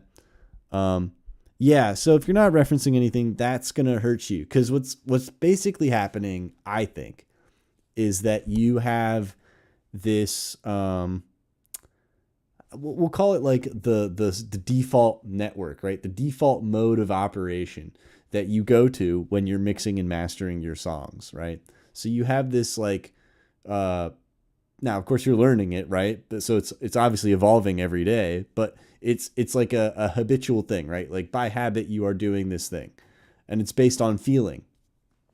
But because you don't have this anchor to rely on, this other song to rely on, you're doing it based on feelings with no references, which means what you think feels good at that moment could be fine, but this is after maybe an hour of working on it where your ears could be fatigued, right? Or maybe you had been listening to it for so long that you have lost that, I like to call it like the, not inspiration, but like that kind of like special spark, you know, that like, that's it's like the what's the word that I'm looking for here? It's essentially the novelty, right? Like the novelty of the song, right? The feeling of like it being new, right? That this new thing. Over a period of time, you're going to lose that feeling. Like, and it doesn't take long. Like, within 20 minutes, you're easily there. Usually within 5 to 10 minutes, I'm already there. And that's why, like, if you don't have a reference, doesn't matter how long you spend in that kind of mindset, you're never really going to truly know deep down with a firm grasp of confidence that what you're doing is, quote unquote, the thing you want to be doing, right? Obviously, like, whether it's right or wrong is whatever, but if it's the thing that you want to be doing, you know, that's what matters. But anyway, so yeah. I think it's kind of a creative thing to not use references as well, though. If you make a bunch of tracks without a reference, it could be a huge... Okay, so yes, Enki is spitting facts. I do believe that when it comes to arrangement, referencing can sometimes be kind of bad. Same with sound design. I find that arrangement doesn't always help with both of those things. It can, but it's not really like great. Yeah. So no, I see what you're saying. I feel like the reference is more for the mix and master, which I think is kind of what Shirley sounds more concerned about or with, which honestly, I don't know if that's the right thing to be concerned about right at this moment, considering how new you are to production. But that's just something that can help you. Like, the sooner you start doing that, the better, right? So like the sooner you at the very least, like Dino was saying earlier, you know, prime your mind before you make this song. Prime your mind. Listen to a song maybe a little quieter than you would normally, that you really like, that you can rely on, that you know sounds good, that you like, similar kind of instrumentation, or at least vibe as you, or as the song that you want to make, and then rely on that feeling as you enter the production process, right? And then after you get to a point where you think you have a more or less song, then you can bring in a reference track, maybe the same one that you listened to before, or another one, or both, whatever. And then you can just A/B every once in a while, right? I'm not saying you got to check back and forth like every single moment, but it's nice to just have it there and go, you know what? What's my drop sound like next to their drop? Okay. Or what does this part of the song sound like next to their part of, like, and what it lets you do is lets you feel very confident in your decision making. Cause if you're going, man, I love this mix, but I don't know if my kick is like the right volume, like I don't know if it's like hitting hard enough. Well, you drag that reference in and you compare the two and you're going, man, this reference kick is like hitting way harder than my kick. And I'm wondering why. It seems like there's more like low frequency information in their kick than my kick. So I should probably boost some of the low frequencies in my, like that whole mindset is invaluable. Like it literally is a skill in and of itself, because you end up finding out ways to solve problems that you didn't even know you had before. You'll be like, oh crap, I didn't even realize that I built up all this low mid mud in my tracks. Well, now that I know that I do that, I'm going to consciously use these types of EQ shapes on these sounds that are creating this mud more frequently, because I know that it's creating that feeling and I don't like it. It's all that. I'm sorry for like going so deep down that rabbit hole of explaining as to why it's so powerful, but literally all it is you listening to your song next to another song that's at a similar caliber, right? And going, what about this song that I like do I like over this song that I'm working on, right? What is it that I like about this song so much that I'm not doing? And obviously lots of cracks start to show, right? But it's okay. Just focus on one thing at a time, right? That's all you need to do, is just focus on one thing at a time. So like a lot of the times when it comes to things like EQing, I tell people to learn how to use the EQ first. So boost and sweep, learn about the boost and sweep technique, at the very least, right? And just learn about EQing. And then what I tell them next is to try and listen to the EQ. A lot of the times I think we're trying to like draw shapes with the EQs, which is fine.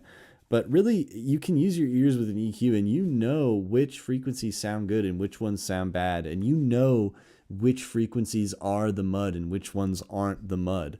All you have to do is boost the frequency up and sweep, which is like moving it left to right. And you can hear it very clearly. Like you can hear what each frequency is very clearly, especially depending on what your Q value is.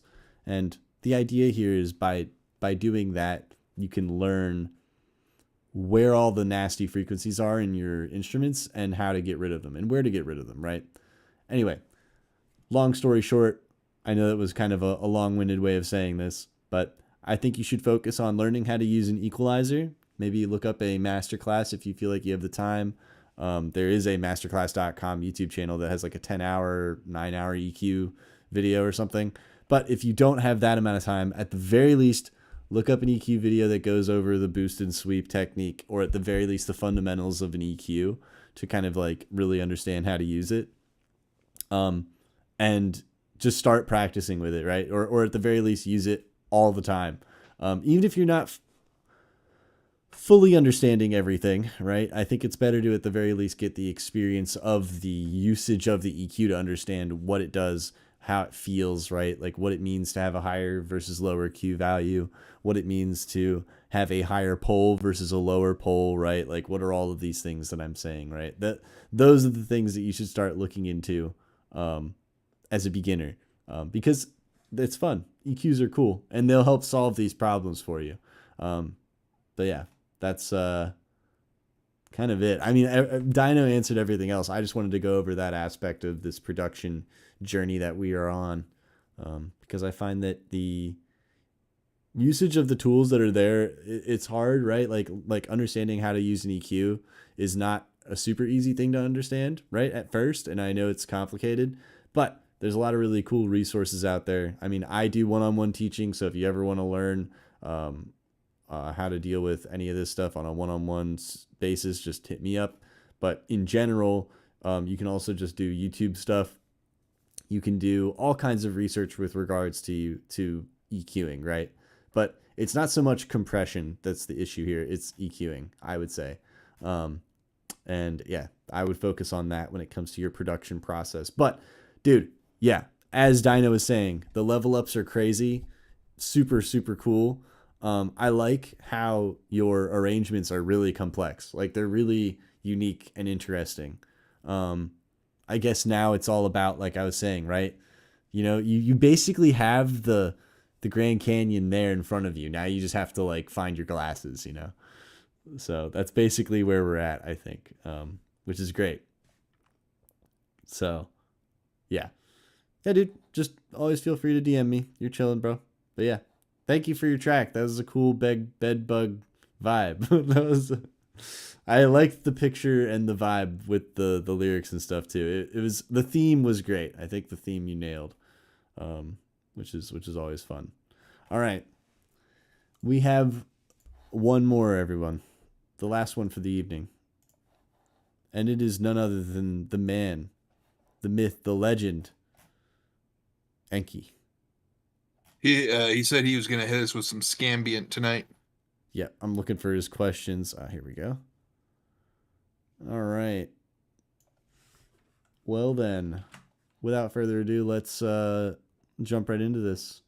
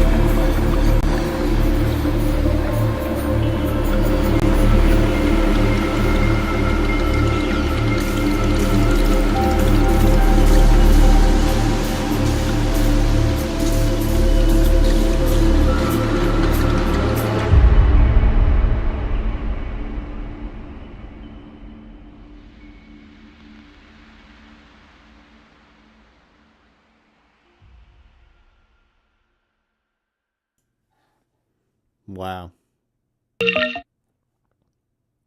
Well, I guess is it my turn to go first? I think is it. It is, yeah. All right, Enki. Wow, that was cool. That was pretty interesting. Are there too many textures? Not enough tonal elements. No, I don't think it felt like overcrowded or anything. I think it worked out for what it was. Like, it felt, it felt like it. How do I describe this? It's, I don't want to say this. It's like, I don't want to sound offensive because like what I'm thinking sounds like mean, but because maybe it's not what I mean then. Because like, it doesn't feel like it has like a direction, but that's not what I mean exactly. It's just the theme of it doesn't feel as defined as it could be. Maybe that's what it is. Like maybe it feels so cinematic, and I'm expecting like, you know, something to help me better understand the world or place or like I don't know, even like the vibe of what's happening, right? Like it's ambient, but it's like from where, right? Like what is the ambience of?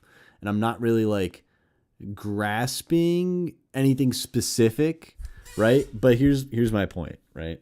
You kind of have this like dark foreboding sort of vibe, and I feel like all of that it's missing is like that I guess you could call it like the main kind of lead vocal, right? Like the lead kind of instrument. It's not a vocal, but the lead instrument.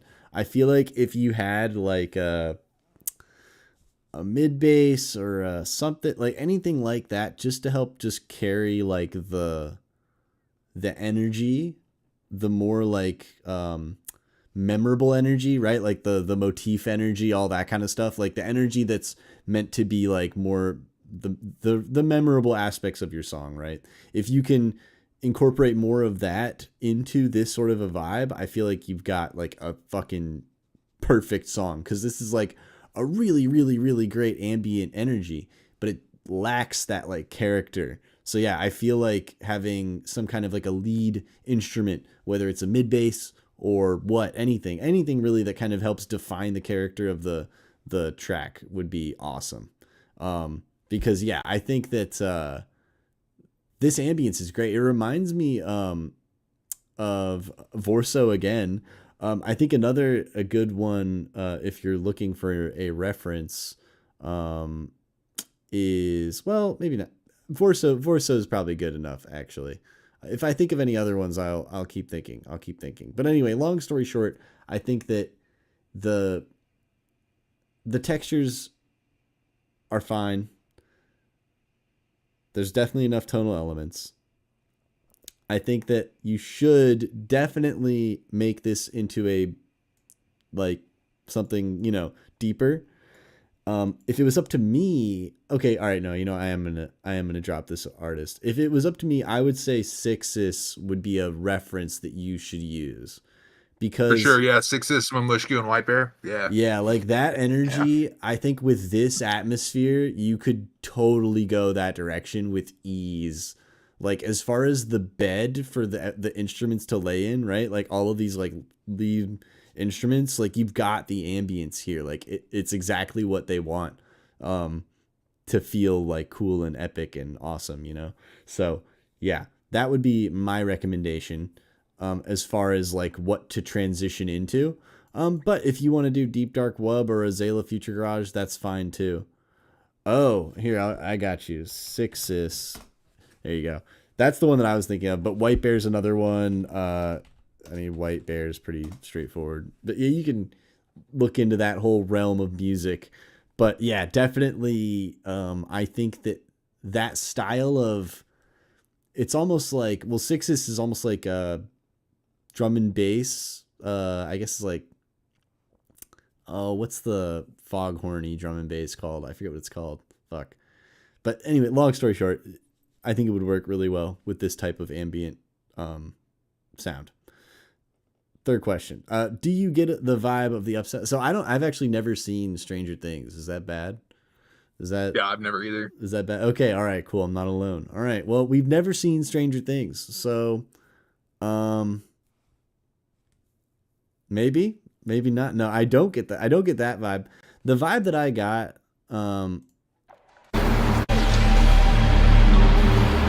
was kind of like, I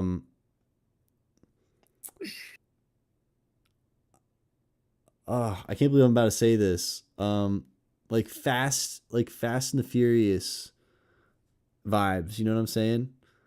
Like you're about to start in a race with some other cars, and I could just see myself like I'm fucking like revving up my engine and shit.